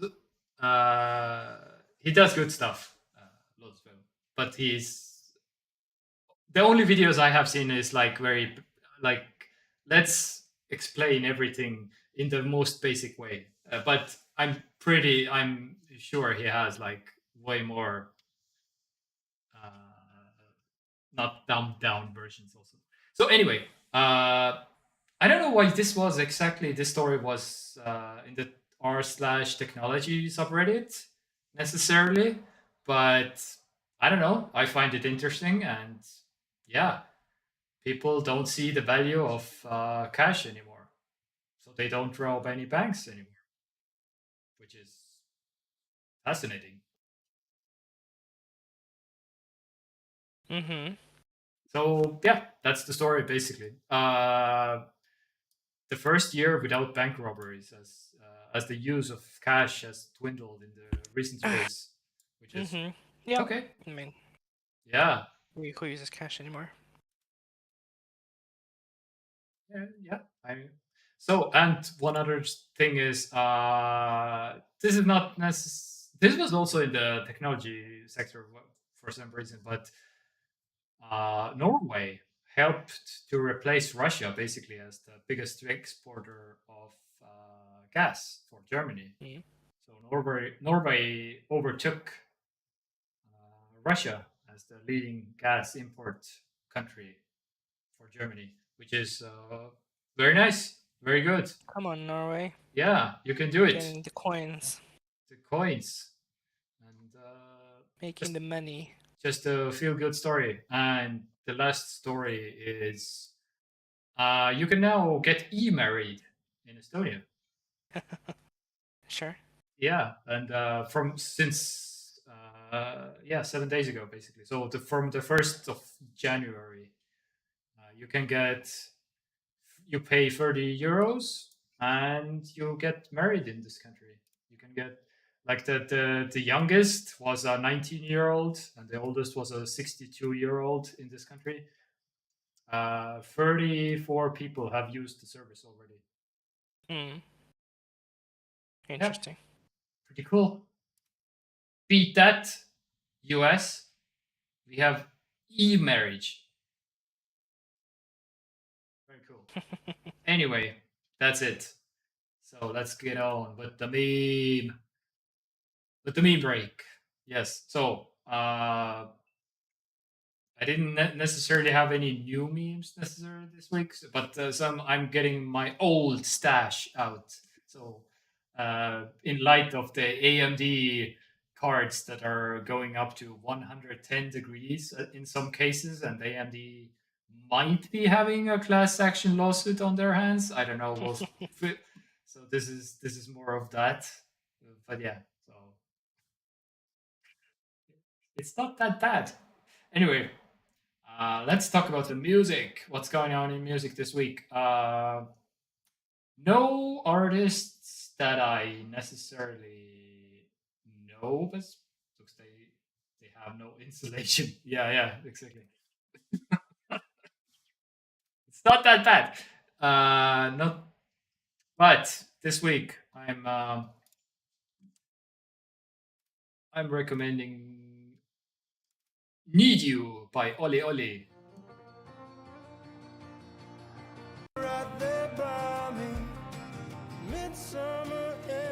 Yeah, I don't know. Country pop. Vibing. Yeah, vibing, yes. I don't know. If you like some country pop, I guess, then feel free to check out. Anyway, let's talk about some TV news. Oh, well, I mean TV news. TV. What we were watching basically. So I'm watching Stargate SG1 season 2. Yes, very good. 1997. Classic, Richard vintage at this point. Richard Dean Anderson, MacGyver. Anyway, what have you been watching? Andor? I don't know. Oh, you didn't watch Andor, yeah. We haven't watched a single episode, yeah. Mm. Well, I had 4 full work days since last time we. Okay.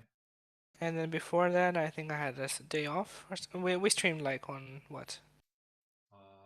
Saturday. Oh, basically, yeah. Sunday. Yeah. I think, yeah. So yeah. So I haven't really watched anything. Okay. I mean, the thing that I watched that I haven't talked about is the first Captain America movie, which I've never seen. Oh, okay. Have you seen it? Winter Soldier? Yeah. No. The first Avenger. Yeah, Captain America, the first Avenger. Oh. When it's like takes place in the Second World War time and how he becomes Captain America and stuff. First Avenger is the name? I think so, yeah. Oh, yeah. Captain America. Oh, yeah. the I first found Avenger. it, yeah. I don't know if I have seen this. Yeah. It's interesting because it takes place in Oh, I think I Second have. World War. You have, yeah. Yeah. I think I have. Yeah. It's like a character, like origin story, sort of. Yeah. Slash beginning of. How he became buff. Yeah. The beefcake. Yeah. It's fine. It's still Marvel. Yeah. So you have your big fight at the end. You have that. It is kind of like sort of weird. I mean, I guess Captain America is kind of like that, regardless. But it sort of has this like weird American military sort of propaganda feel. Yeah. This like, oh well, you are nobody in your life, and then you join the army, and then you become buff and handsome, and the ladies want you, and everything turns out okay. That's basically the point of the movie. Yeah. Which I guess is accurate to the character, I mean, Captain America is the propaganda of, American whatever the fuck, like military industrial complex. Yeah. If you think about it. As is like the entire comic industry, I mean, the classical comics, that depict American characters, it's just a power fantasy, right? Of like the American whatever the fuck amazingness. But as a movie, it was fine. Yeah. Nothing about it was particularly exciting or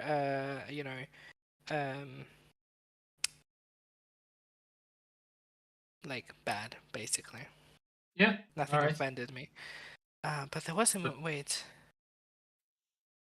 There was yeah, I watched for Christmas we watched The Good Guy. Is that the movie? With Ryan Reynolds? Maybe. The Good Guy. The Good Guys? No. The Good Guy. Yeah, The Good Guy, yeah. It should be like early 2000s, Ryan Reynolds. Is it? No. What? Good Guy. Oh, sorry, it's just called Good Guy. No, wait. No. Not, wait. Good Guys? Huh? Good Guys? Wait a minute. Ryan Reynolds. Do you know the year? Christmas movie. Just Friends. Oh, Who the fuck is Good Guys? Just Friends. Okay, yeah. Just Friends, yes. Yeah. So we watched that. I never seen it before. It is a lot. Yeah, It is yeah. it is definitely a 2000s movie, alright? I think I have seen this also. Yeah. Again, it's sort of like toxic masculinity, the movie, I guess is how I was summarize the movie. But the star of the show, and like Anna Faris, is like just carrying the shit out of the movie. So she's playing a pop star slash a girlfriend who isn't really a girlfriend of the main character. Okay. And she just hams it up in like literally every scene that she appears in. It was like that was the best part of the movie for me. Yeah. Nice. But the movie was alright, I guess. It's about a fat guy who graduates high school and stops being fat and becomes a successful, like a music producer, I guess. Or Okay. he works for like a musical production company. Alright. And he goes back to his hometown after many years and sees his high school year like crush, basically. Yeah. Who he was friends with, but you know, she rejected him and he wanted to like whatever get together, get intimate. So that's basically the movie. But yeah, it was fine, I guess. Yeah. All right. So, no TV shows then, I guess. Yeah, as far as TV shows, I don't think so. Endor is happening still. We are keeping subscribed to the Disney Plus for this month. Yeah, to finish Endor, and maybe I'll watch a couple more Marvel things that I haven't seen before. Okay, fair enough. Like the latest, whatever Phase 67 or whatever that they're doing right now. I haven't seen pretty much anything out of it. Okay. Except for Doctor Strange 2. Yeah. Games. Oh. How about some games? Yeah, I realized that we completely ignored my annual Game of the Year highlight things that I do. We did it last year, where I shout out some 2022 games that I liked. We can do it now. Or not even 2022 games, but like games I finished in 2022 that are good. Okay, yeah. We can do it now, if you're up Yeah, for I don't know, I'm just looking at the list. What have I played this year? I played this indie game called Death's Door on Game Pass, which is basically like a Souls-like-esque Zelda game. Death Store? Or Death's Door, yeah. Door. Oh, yeah. And yeah, it was really fun. It's like a nice adventure game. It should be on Game Pass. Like adventure game with an emphasis on maybe like boss battles, a little bit of puzzle solving, quite simple combat system. But it was a very, I see it has very positive reviews, yeah, on Steam. Yeah, it's I don't really have anything bad to say about it. Like it's just a perfectly competent game that I liked. Nice. I also played the game that is from last year, or not last year, from 2021 actually, that I already talked about, but It Takes Two. Oh yeah. A very, very fun co-op game. Yeah, I have been thinking about buying this maybe for me and Melissa to play, because as far as I can tell, this is pretty much the game for couples. Yeah, it's really good. The story nothing special, whatever, but like the actual gameplay and the creativity of like co-op mechanics. Yeah. Can you hear me? I can. Siri for some reason decided that it needs to activate. Oh, okay. Yeah, like it's just really nice. It has so many ideas and it never gets boring because like the mechanics change pretty much like every 30 minutes or something. Yeah. So it's got like so many different genres and gameplay styles, from like platforming to shooting to racing to like some other stuff. Very good game. Not a game from 2021 too though. So what else have I So played? Michael completely agrees. It Takes Two is an amazing for couch co-op. Yeah. It Yeah, honestly, that's as far as like games to play through together, like from start to finish, this may just be the best co-op game. what I've honestly. heard also. Yeah, from again, Michael. period. I have been he has been recommending this also basically in the past streams. I remember also he was very fond of It Takes Two. Yeah, very nice. What else? I played and finished Resident Evil 7. Oh, yeah. I've been kind of exploring a little bit horror in the recent years. Yeah. So at this point, I've played Resident Evil 2, 3, and 7. Mm-hmm. 2, 3 remakes and 7. Yeah, it was really good. Mm-hmm. It's like survival horror-esque in the first half of the game. Yeah. And then it becomes more action oriented. Pretty scary. I would say like the first half of the game, because again it has this thing where you have a character pursuing you, which just I don't know. I mean, scary, sure. It's just stressful. Like this is fundamentally my not issue, but just like how I feel when games do this. Being constantly pursued by something. It's just kind of stressful, which is the point, of course. Yeah. That's the horror. Somebody's running towards you and you have to escape or something. Yeah. But overall, very nice game. Very much looking forward to playing Resident Evil Village at some point, maybe this year, we'll see. What else have I played? Final Fantasy XIV I played a lot of. Oh, there isn't really much to say because I barely scratched the surface of it. But as far as like MMOs go, I think it's very good and people should definitely give it a try. If like they are tired of playing WoW or stuff. Okay. Alright. Like it's going some places. I heard that it gets progressively better and better with every expansion in terms of storytelling. And like what I've seen so far is already pretty like competent. So yeah.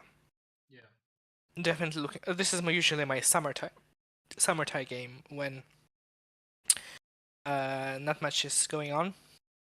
Not much is coming out, so I can just get a month of time because it's still a subscription-based game. Very retro, actually, if you think about it. And just like play it like constantly. This is my like June, July game. I feel like I'll go back to it and play some more expansions. As far as games that came out this year, Cult of the Lamb. I already talked about it. Yeah. Very enjoyed that one. Like a dungeon crawling meets town management game. In like a cutesy aesthetic with some like fucked up mechanics when you like sacrifice people and stuff and murder them and like chop their bodies and eat them. So that's that. Very cute game. I see it also has very positive rating. Yeah. Yeah, it had some bugs at launch that kind of were sometimes annoying, but nothing that like broke the game for me. I remember, at least I feel like I would have remembered it. So yeah, I finished that game and it was really fun. And of course, Vampire Survivors. Okay. Yeah. Cannot not talk about that game. I already talked a lot about it. Yeah. It's excellent. It's $5. It's on Steam. And it's the best way to spend $5, period. Like scientifically speaking, I don't think you can spend $5 more efficiently than buying Vampire Survivors and playing it. Very nice. Alright. It's like RPG reduced to the most basic sense. Which then allows it to build like a lot of complexity on top of that. Yeah. And it's just like amazing. And it's so very satisfying. It's very like it scratches that like looter game element that people find satisfying, where you like get new stuff and get stronger.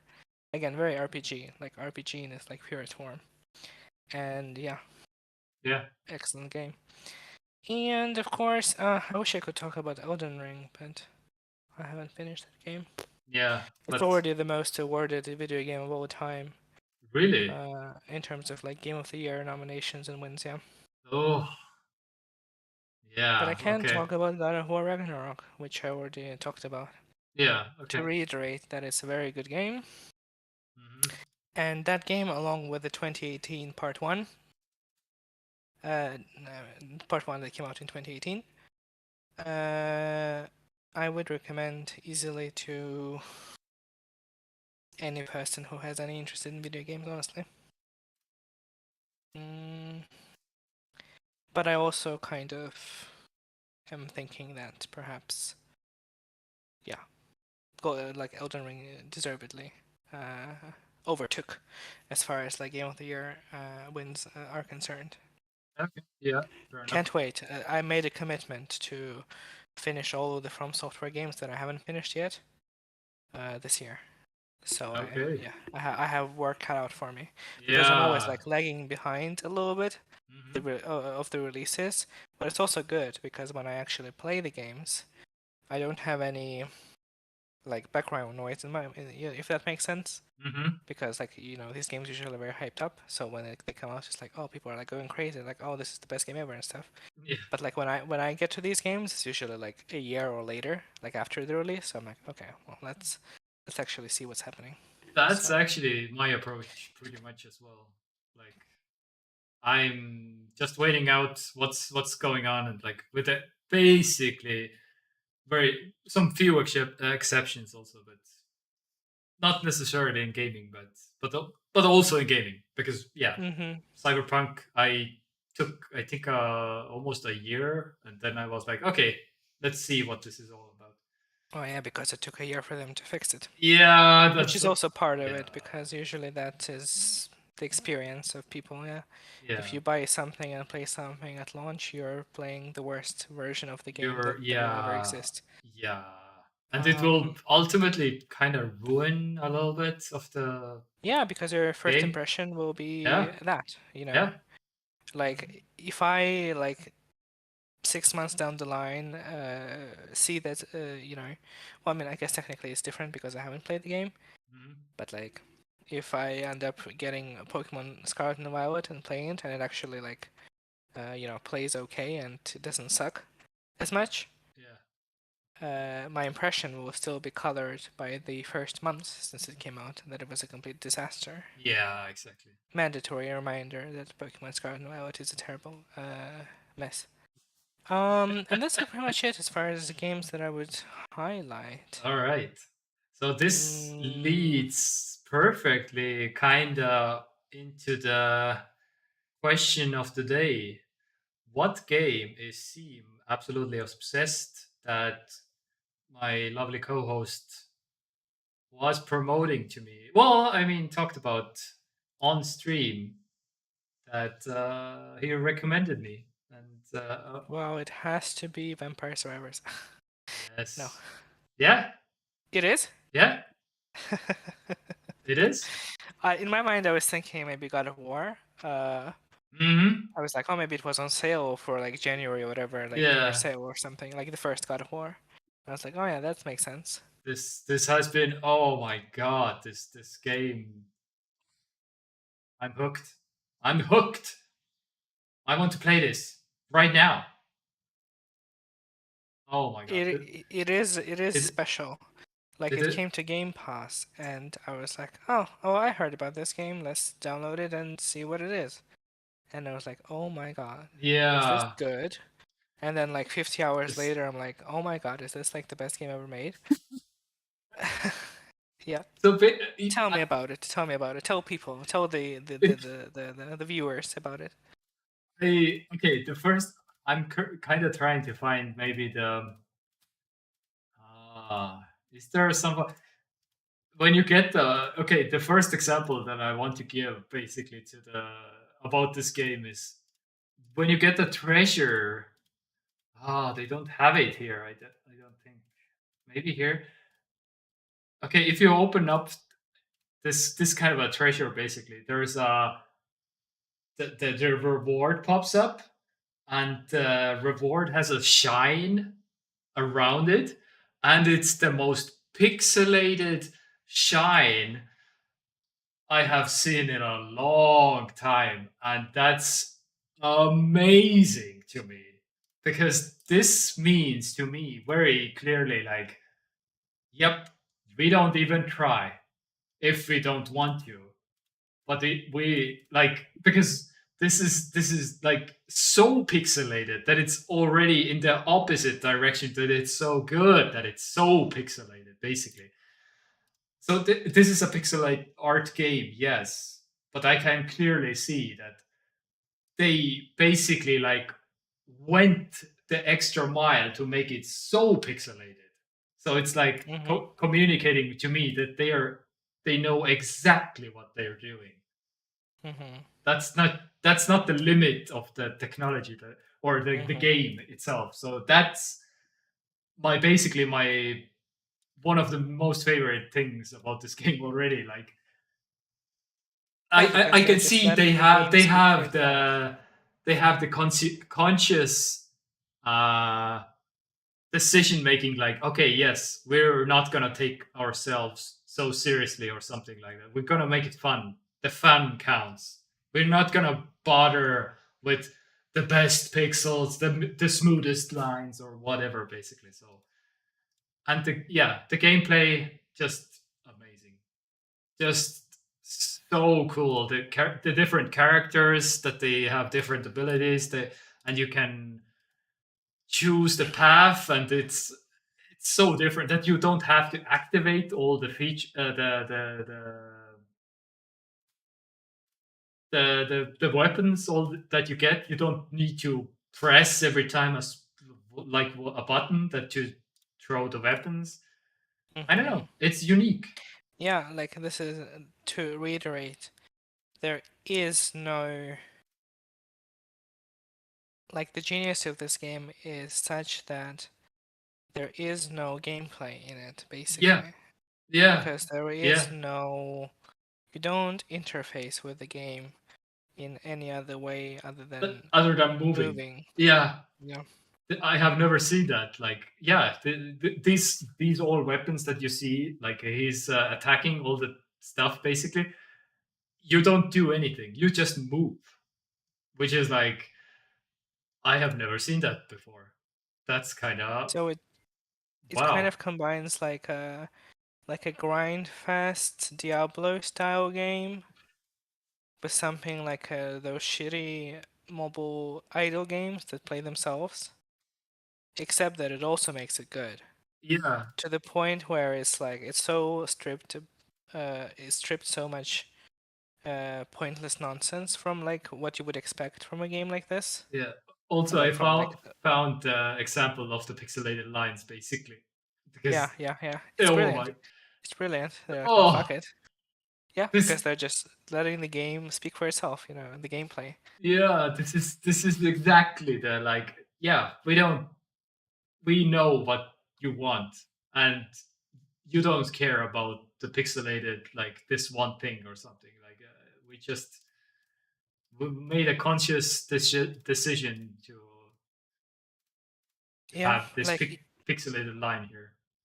In the ocean of games where you know you have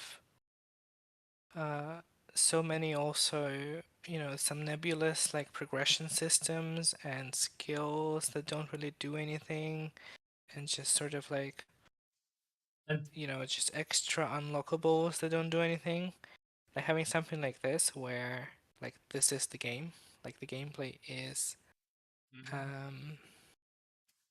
and the funny thing is that I remembered also that when we were, I think 2 streams ago or three streams ago, you were talking about Elden Ring probably winning the game of the year, and you kind of jokingly said like, okay, maybe unless it's like Vampire Survivors or something like that, and me playing this game yesterday, I was like, okay, I kind of know what he was referring to, because this is so brilliant in some a completely different way, basically. This game. I think actually Elden Ring and Vampire Survivors have a lot in common. Weirdly enough. Okay. And there yeah. is a world where I would even suggest that Vampire Survivors, I don't know if it's better than Elden Ring, but it is better than something like God of War Ragnarok. Because it is a better video game, if that makes sense. In the same way as Elden Ring is a better video game than God of War Ragnarok. Yeah. Because it does things, both Elden Ring and Vampire Survivors, they lean stronger, like heavier, into what makes video game medium unique. Of course, it has visuals and music and stuff like that. Also, which this game also has. Yeah, this had some good music even, like some creative But worlds. like the main reason why people like this game is because of what makes it the game, right? Of how it plays, and like what experience it creates. And that's I'm convinced that's why Elden Ring got so many awards, because it doesn't try to be a playable TV show. Yeah. You know. Also, this is the first game of a completely new developer. Also, just like straight up the Ponkel, whatever this is, and yeah, only this game, and knocked it out of the park immediately, basically, for as far as I can tell. And there's a DLC. Yeah, and there's a DLC also. Yeah, and okay, yeah. To be fair, Load's Film and all Nintendo NES games are still great till the most basic graphics. Yeah. I'm completely on board. For example, one of my favorite games. During from the last 10 years for sure. I don't know about ever, but for from the last 10 years is Crosscode, which is also a pixel art type it's of like game. more of a high-end SNES looking game. Yeah. Well, I guess it wouldn't be possible. More like if PS1 had 2D games. I mean, it had, but not that many, because that's when people were gunning for 3D graphics. But like, if a PS1 could probably run this game. Yeah. I mean, Probably. So it's very like high quality 2D like pixel art. But oh man, I'm still playing Vampire Survivors. I'm at level stage 3, level 3 basically. So we'll see. Maybe Vampire Survivors will get the crown from me. Have you discovered the mechanic of? It's pretty close, I would say. That it's getting to the crosscode level. Have you discovered the mechanic of like combining items? No, but I was getting a hint when I was getting like some kind of a ability or potion or something. Yeah, and I could see like a table. This plus this equals something, like a question mark, and I was like, "What is this?" And I was already getting a hint, yes, that I can combine something, but I don't know what and I don't know how, and well, that's part of the game, yeah. But finding combinations for that, yeah, and there's actually multiple points in that game where it like peels another layer of like extra complexity on you. I think this is the first one. So you like start combining items and figuring things out, and there's another thing that it adds on top of that, and another thing. Yeah. That's why really that's why I was like, okay, this goes deeper. That's why I was like, okay, this is not just you make 3 decisions and that's it, or on the screen that you have like either the garlic or either the whatever. Also, Load of Film, you keep sending me these studio links. I need to I don't know why, but I need to replace the studio with the W. But yeah, Pong, of course. The OG. Yeah, I mean, I think the graphics are important in games because it is a visual medium. What isn't important is in games is photorealism, but presentation is important. Well, depends on what the artist is intending, right? Yeah, some artists are like, I want to have the most beautiful game, and but beautiful doesn't mean photorealistic. Well, like, that's my for him, main. Yeah. For you and for me, it means different things. But yeah, for him, maybe that's the most beautiful game if it has the most graphics. So. But yeah, as a definitely, it's very subjective because both God of War Ragnarok and Vampire Survivors. I mean, I would both describe them as good-looking games, just in different ways. Yeah. Different ways. Absolutely what agree. is important in games is how visuals combine with performance. Because performance, I feel, is like fundamental to the enjoyment of video games, which is why I cannot forgive something like Pokemon Scarlet and Violet for existing. Yeah. Because it combines awful looking graphics, and not because they are not photorealistic, just the artistic direction for that game is awful, with awful performance, and that's just is not okay. Yeah. But whereas there's this game, which, it's special. Armageddon, yeah. And again, it's $5 on Steam. Yeah, this is okay. Now I can I can totally €5. Oh man, this is worth way more. I would say this game. €5. It has the DLC costs what, 2? Or 3? Yeah, I mean €3.47. Oh, really? $3.47, I guess. Okay. Carmageddon. Oh, wait, that's a what? game.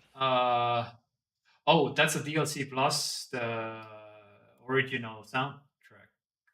Oh, okay. So how much is the DLC? Oh, the DLC is $157. Oh. $157. Sorry. Oh, but you have the DLC? No, I haven't actually tried the DLC yet. Have you heard that it's worth it? Yeah. Okay. Basically, I have. Oh, yeah. Okay. I might consider this then. I probably would, I guess, for the purity of the experience. Well, yeah. I will finish the game and then the DLC, Yeah. right? Yeah, of course. That was the game. That was the plan, yeah. Can't wait to get to Elden Ring as well. Yeah. Armageddon max damage. Is this some kind of a new one? Oh, what? They did 2016?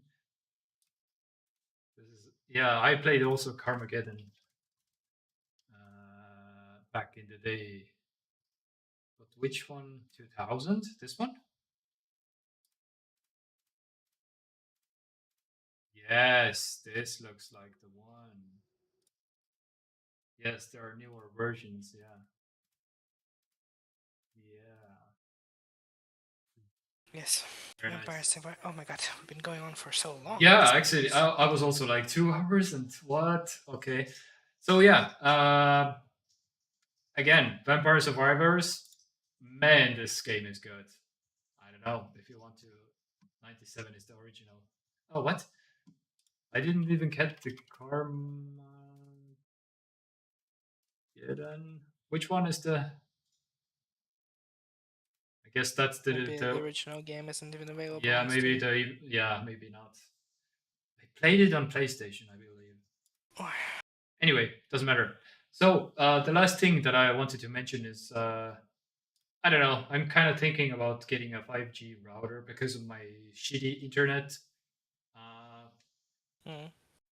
situation going on. But yeah, this is like a fairly good deal. And if somebody snatches this router, then yeah, feel free. But this looks like a good deal. This is a router that is like 600 on Amazon right now and is 300 on Osta, which is okay.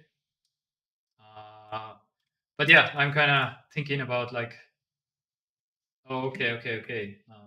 Loadsfilm wants to. Oh, it is Max Pack. What? Okay. This is. Oh yes, this is the original. Yes, this is the game that I played. Okay, yeah. All right, but this looks like a really good deal in terms of like, yeah, 600 for the same thing and 300 in no stuff for right now, which is very nice. And I might buy it, but I haven't completely decided to go on full 5G just yet. We'll see. Armageddon was most popular at my school. Very nice.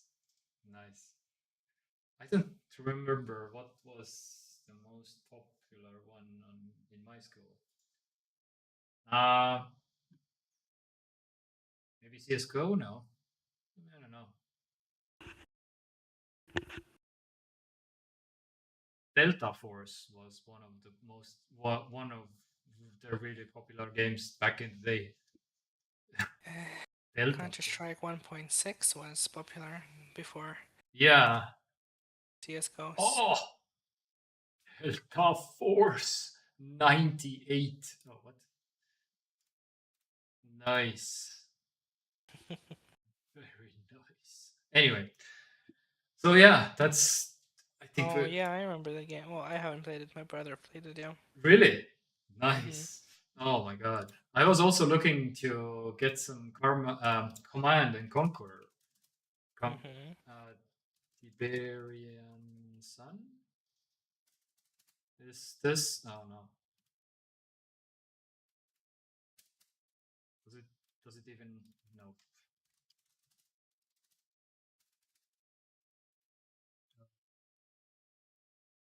Tiberian War.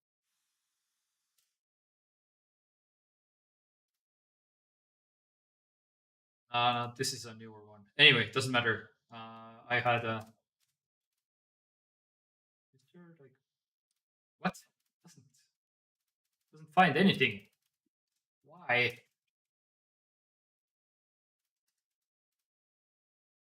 Okay, weird. Oh. Anyway, doesn't matter. Something like Command and Conquer Tiberian Sun was one of my go-tos back in the very old days. But anyway, is dead. let's wrap this up before we get to 3 hours of streaming. Yeah, was a good stuff. Very philosophical. Very philosophic. Cannot even speak anymore. Very psychological and Team Hospital, nice. Yes, Wolfenstein 3D. Yes. This was also classics.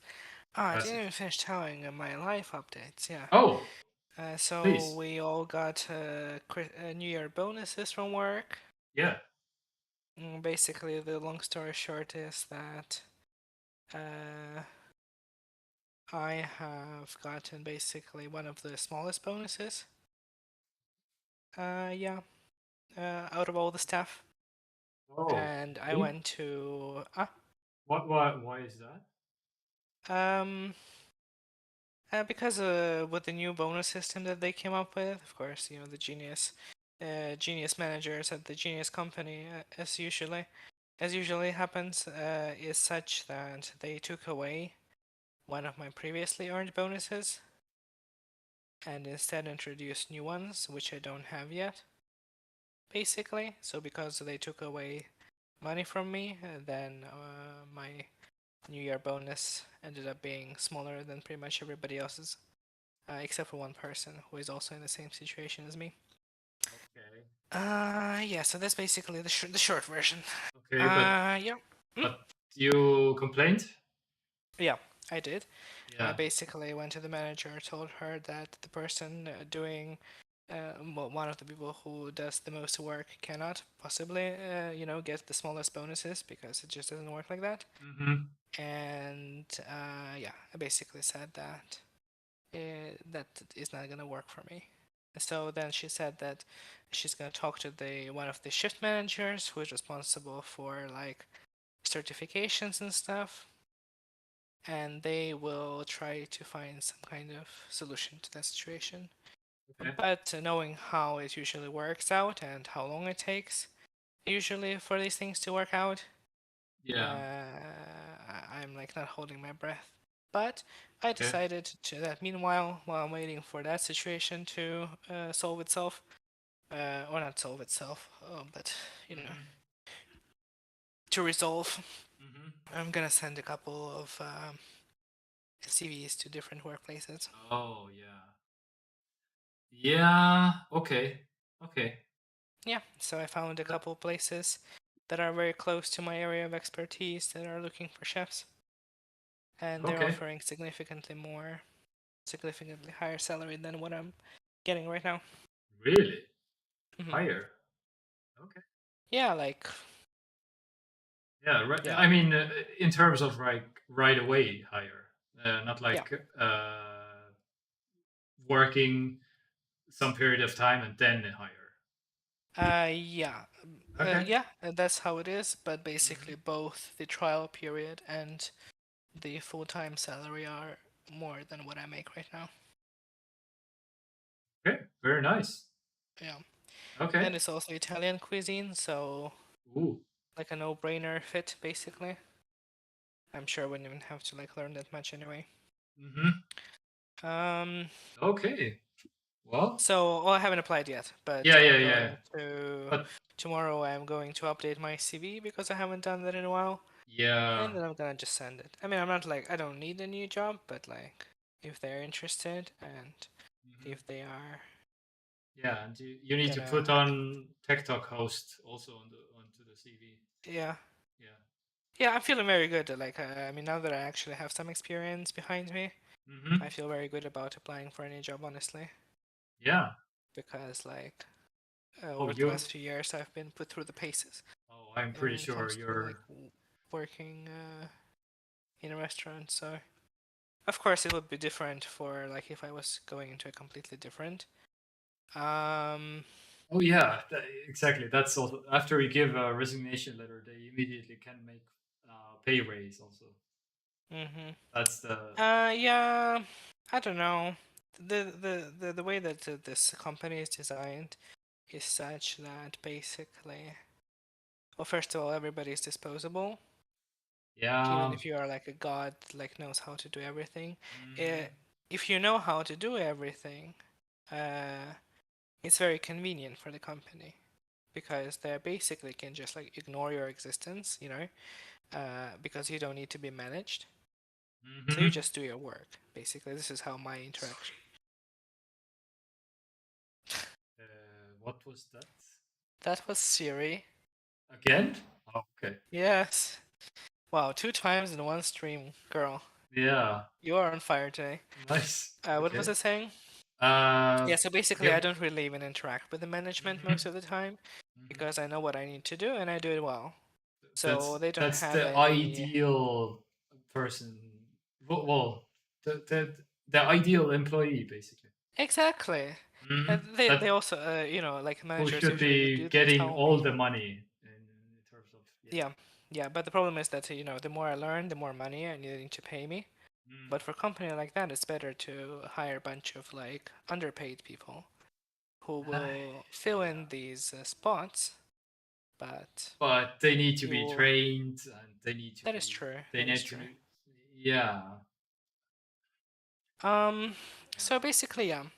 So basically, that's where I at. I didn't. I mean, I got to the point where I like, even though it's hard work because it's a popular restaurant and all that, and there are times when it's very busy and all that, but like I got to the point where I feel comfortable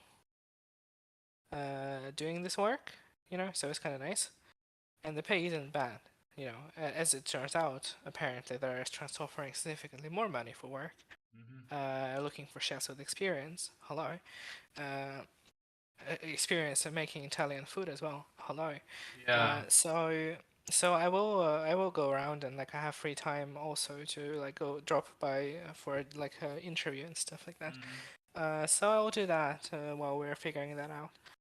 But But okay, my only suggestion is like, yeah, if you mention them, by the way, I'm just looking around or something.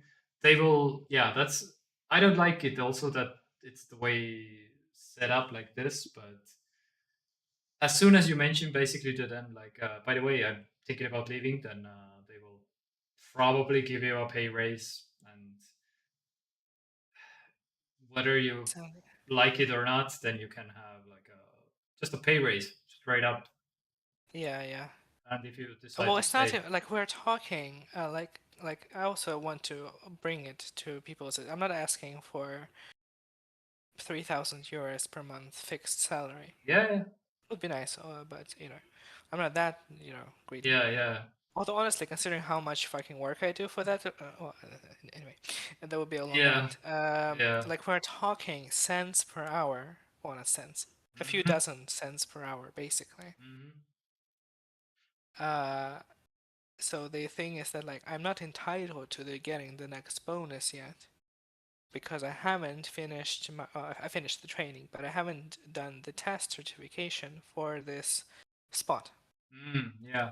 And I can't do the test because I don't have any shifts in that spot. And I don't have any shifts in that spot because I'm more useful in the kitchen, so they want me to have me in the kitchen all the time. And so I just said that like it's not gonna work for me. Either give me hours or just give me the bonus, and I will do the test like February, March or something like that. Like something, because like it's not gonna work. And yeah, that was basically it. That's the crux of the. So I'm not asking for like some absurd amounts of money that they're like, oh well, we have to like really like pull our pockets upside inside out to like get the scrapes that would satisfy me. Like I'm not asking for anything unreasonable. But didn't even think for 1 second that you would, because you're just a good guy. I can boil macaroni, exactly. Like I can. See, I have the proofs. You want me to boil macaroni? I'll boil some macaroni for you. Do they even boil the pasta on site? What do you mean? Because they probably do, right? Because it's just happening because okay, again, this was me probably 10 years ago visiting piano. Okay, well, actually, I know. Anyway, because my last experience was that the cooks, they just take the pasta from the shelf and they put it in like a pre-cooked pasta, but they probably no, it's not pre-cooked. It's raw. Yeah, that's how it works. The pasta that we get is fresh. Like it's not dry like the pasta you buy from the stores. So fresh pasta takes like a fraction of time to cook. Okay, that makes sense. It's not like completely done, but it's okay. It still needs to be a little bit cooked then. Okay, I see. All right. But good. Okay. Yeah, I guess you're right, little Stephen, because at this point in time we don't have a single person in our entire staff who is at that level, who knows everything, right? Who gets maximum salary, basically. The only person who does, that I know of, is one of the shift managers who has worked for the company for like 6 years. Okay. So she went through the entire like journey, basically, to get to the point.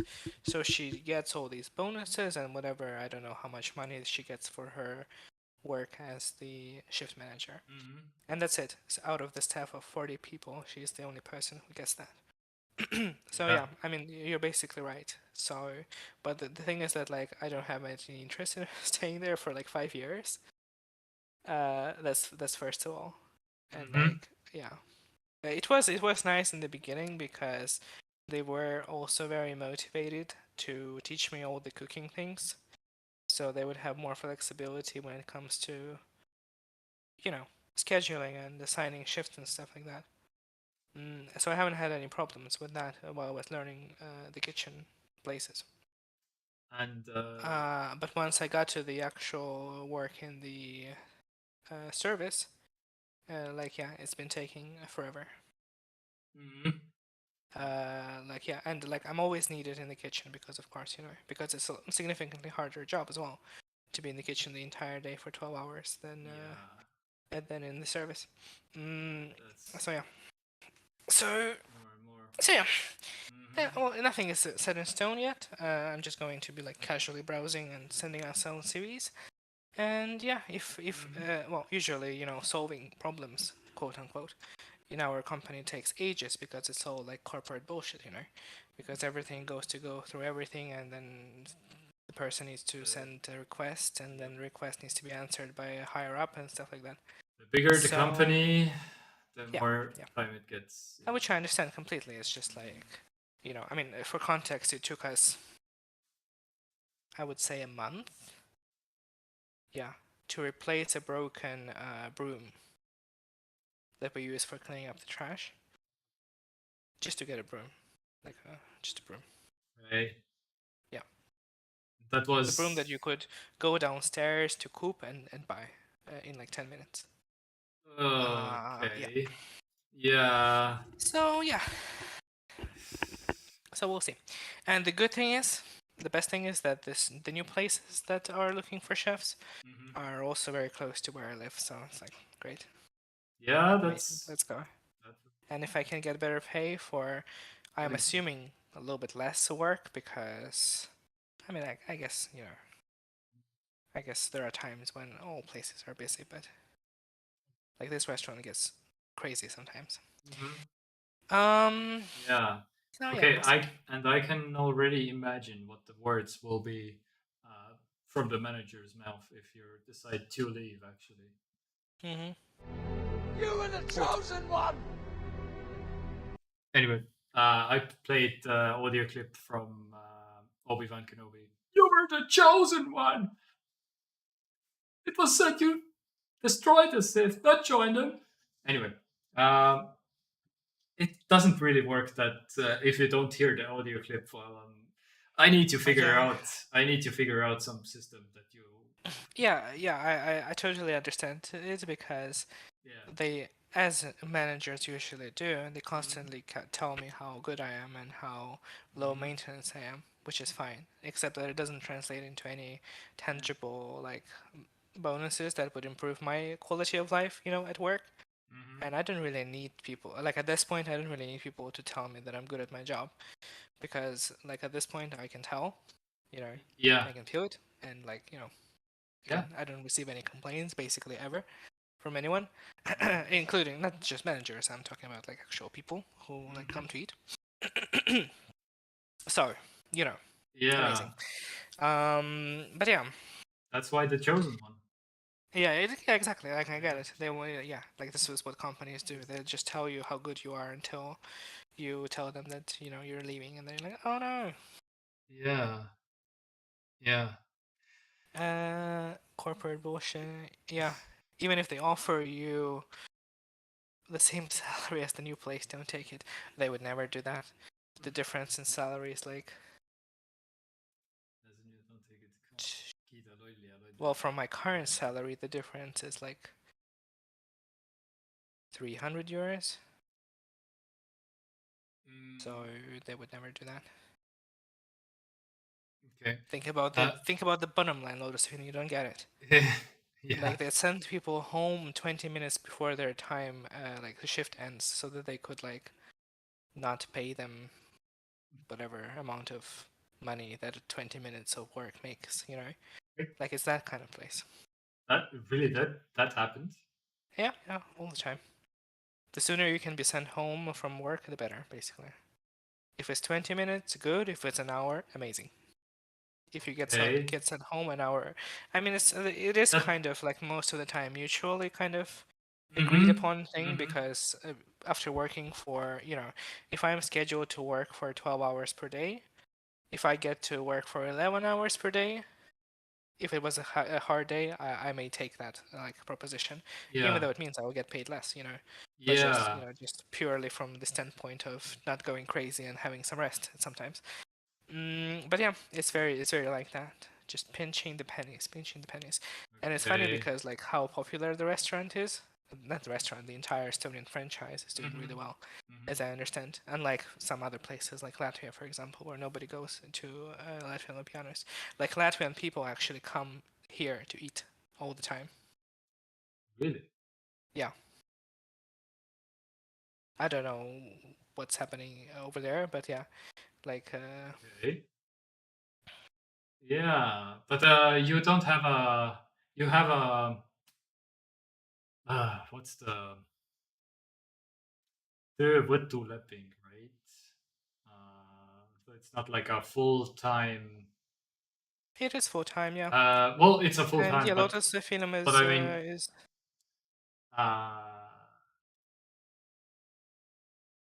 well, you get yeah.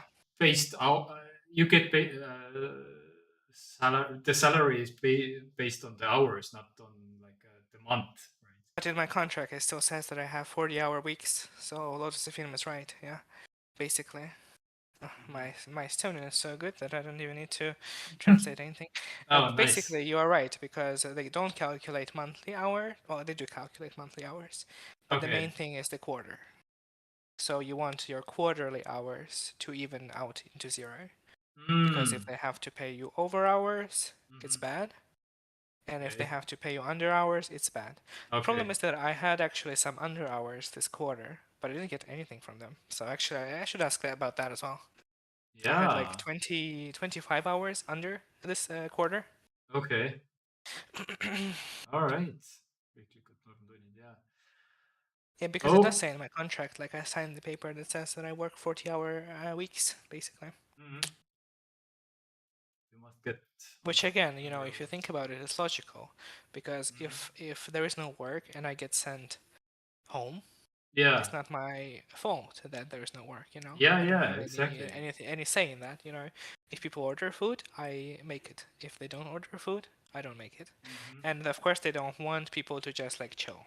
Like that's also a thing. Like you cannot not work at all times. Yeah. Because if you're not working every minute of your time there, you're wasting company time. Basically, is the logic. Yeah, company resources. Yeah, well. Yeah. Even though you don't, because kitchen work isn't 100% just you standing there and making food. It has many other things as well. But yeah. But if you are good at your job, like I am, you also do things efficiently. So very often, if it's not like crazy busy day, like the last hour before we close, I have nothing to do, because I like close my station, clean everything, and then I have basically nothing to do. So I do end up going home a little bit early, regularly, which accumulated into 25 hours per quarter. Yeah. Which I should get paid for, as Lotus the film. And a you must be more slow, but if you are more slow, then they complain that you are slow. That's it's never quite right. You can never be quite at the correct speed, because if you're too good, you are too fast, and you go home early, and you get paid less. And if you are too slow, you get yelled at. Yeah, I'll actually ask the manager about my under hours. Yeah, you should. I mean, might as well. If I'm like on the path of warfare, then I might as well ask about that as well. Yeah. Like, what is she gonna do? Like, exactly. Yeah, and you have looked around already. You have some options if all goes. Yeah, it's not many options in winter time. Yeah. But yeah. But you have I'm something. going to send out some. Anything goes nuclear, basically. Yeah. The virus goes. Yeah. All right. Yeah. Maybe. Oh wait. This is some institution that. Yeah. This. That stuff. Ooh, maybe I should send them an email. Yeah, you can probably if you want to, you can get know your rights, basically. What rights do you have? Yeah, the thing is also the system. It's such an insidiously, amazingly designed system, because nobody gives a shit about these things at job work, because most people who come work there are children. Yeah, yeah. If you get and if you get to go home early, stunning. Mhm. If you get do I get under hours? Doesn't matter. I mean, most people work with just like a regular what's it called, like sleeping anyway. Yeah. So they just like come to work like I don't know 5 times a month, get their like 200 euros cash money, and not cash money, but like pocket money, and they're like, okay, stunning. Like we have in this system that is our pay structure. Our pay structure is such that we have like our salary and bonuses basically. Yeah. So when you have state holidays, you are supposed to get double pay, right? Which we do. But the double pay applies only to our salary, and our salary is minimum wage. What? Yeah. Not. So when you have holidays, you get double of your salary, plus on top of that, just normal amount of bonuses that you have accumulated. Again, perfectly legal, I'm assuming, but yeah.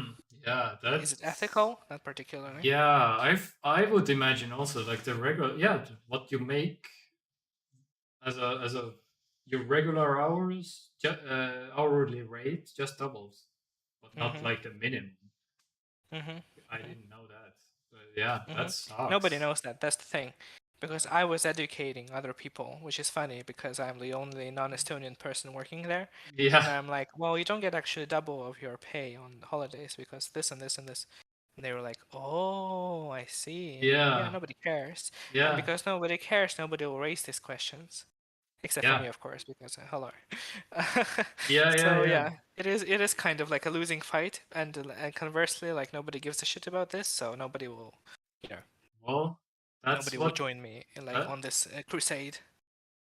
Well, that's why the Töövaidluskomisjon exists. Pretty much. Yeah. Actually, I'm gonna save the link and see what they have there. Maybe they can, I don't know, help you out. You must get. There is no question. Yeah, well, he gets double paid, but he gets double paid from the minimum. Double pay from my salary, and my salary is the minimum wage. Yeah. So it is, yeah. In my mind, it seems completely legal because you are allowed to have people working for minimum wages, right? So yeah, so they put minimum wage as my salary. It says in my contract that I'm getting, well, right now minimum wage went up, yeah, to like €4.30, I think. Yeah, I think so. So my contract says that I make this amount of money, plus however many euros extra for my certifications for different. Yeah. I'm starting to. The thing is that this was my first job as a chef, and it was actually a very useful place to work in because I learned a lot actually. And I also learned how to work in like under pressure. Yeah. Which is super useful to have this, and also how to work with people who can be complete idiots sometimes. Not the colleagues, I mean like the clients, because like this is not the experience I can get in other restaurants most of the time, because you don't really like interface with clients unless something went like super bad or super good, so they like call you out and like, oh, this food was really good or whatever, this was terrible, which is I guess possible. But most of the time you don't get that experience. So as a first gig in the industry is amazing. But then once you like actually start working and like getting into all this like corporate mess, it's like most of the time it's just like a simple eye roll from me, because like they we like consulted, but whatever the fuck, and like this is how we're gonna be doing this from now on or something like that, And I'm like, okay, well, sure. But yeah, sometimes it gets to like things like this about my actual pay, and I'm like, okay, well, this is not gonna fly with me, basically. Yeah. Oh yeah. Okay. All but right, let's. I really appreciate you sharing this with us because big life update for for you. Hopefully the restaurant manager doesn't watch this video, or she's gonna tell me that Yeah, I broke the sure. corporate He's NDA. secretly like 3 hours into a I tech think I podcast. think I'm not allowed to share company data Yeah. with competitors. So unless Lotus Efin runs a restaurant, I think we're good. I think we're in the clear. Yeah. Are you running a restaurant, Lotus Efin? We may have a problem. Yeah. But yeah. It's your personal stuff. Yeah. Anyway. I don't know if it's interesting to anyone. It's just kind of like a thing. It is interesting to me. I said I was gonna talk about it, and then we completely got sidetracked with. Yeah, that's fine. Something I forgot. What was it? Something as usual. Yeah. Yeah, but anyway, now we know. Anyway, it was a good stream, nevertheless. Very philosophical. Yeah, it was very a lot, life-changing. I feel like very. And not a trace of AI-generated content here. So you're welcome. Yet, yes. Stay tuned. Next time I will be wearing like a robot suit or something. I don't know. We'll see. Yeah, Siim will not be here present. It's gonna be a floating head of Siim with a random voice from Apple audiobook collection. Yes, layered over it. But not the good one, the bad one, the robotic one. Anyway, you can talk about that actually we can. Well, the pay system actually is transparent. It's just that nobody looks into it. Is what basically. Like it's all very like simple, all except for the manager class, the top 1%, the 1%ers. I don't know how their like pay is calculated, but the actual workers, compensation system is transparent, so we can talk about, and we do talk about all this time. Yeah.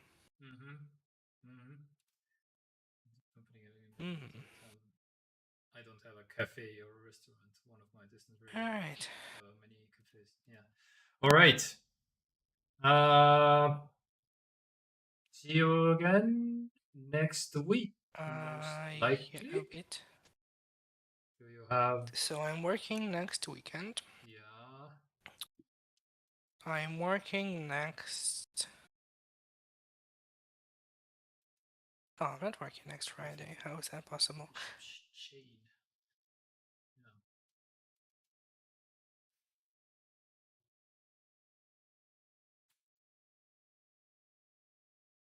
Oh, did my schedule again mess up? Oh my god.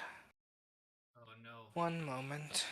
There's some people that are getting sick and you need to fill them. Oh, okay. So I am working. Yeah. Next week is the week that I said we may have to do like a Thursday stream. Oh, okay. That's exactly that. Yeah. Thursday and any time. Yeah, I don't know. Thursday at 6, maybe. Thursday 6. Yeah. I'm working Friday. Yeah. I always work the first post-salary weekend. Is always my weekend. I don't think there has ever been a point where I didn't work on the first post-salary weekend of the month because it's usually the busiest time. Oh yeah, people have money to spend. Yeah. All right. Makes sense. All right. Yeah. Oh my God, Michael is still here. Thank you. Watch as Michael is secretly like a HR rep for Follow, and he's like, taking notes. So next week I can be also here. Yes, loads of films.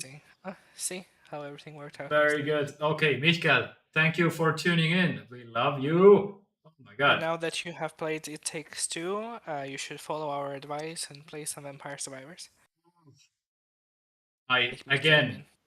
As soon as I close this stream, I will go to Vampire Survivors pretty much. Oh! It's really good. I'm hooked. Anyway. No, not memeing. It's really good. Yeah. Honestly, I was like also like. What? He's a lurker type, yeah.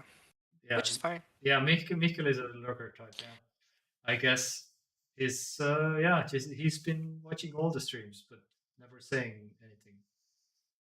Probably. We Anyway, have the narrators as well. I just want to play this audio clip.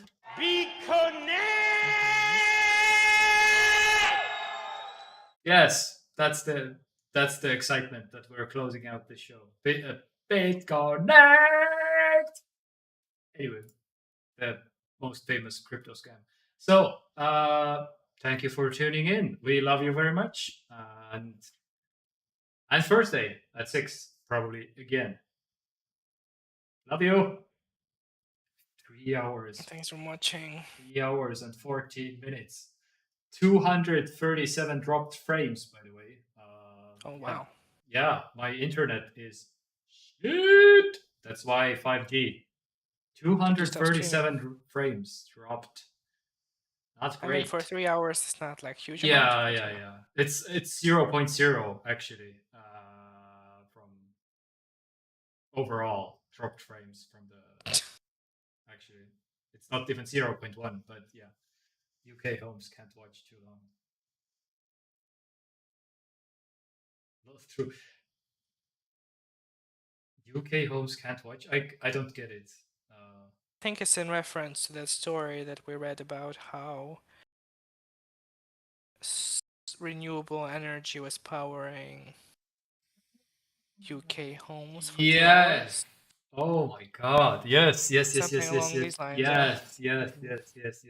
They have a 2-hour battery. Yeah. That they. Oh my God! The real TekTok enthusiast that knows all the stories, cross-referencing the lore, all the Maybe, streams. What if we have been unknowingly training an AI? Yeah.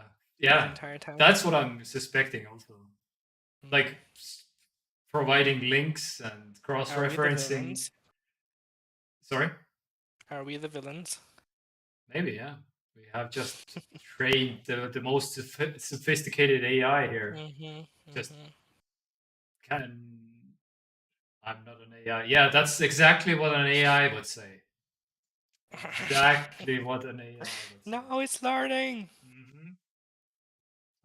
It's the first thing that learning. AI would tell. Yeah, exactly. What are you talking about, Dave? All right. Yeah. Let's move out. Thank you. Peace out. Thank you. It's been a lovely stream. This is one of my favorite streams. Very philosophical. Very philosophical. Can't speak. Anyway. Yeah, it was really fun. It was really good. Bye, everyone. Go play Vampire Survivors. Absolutely. Second that.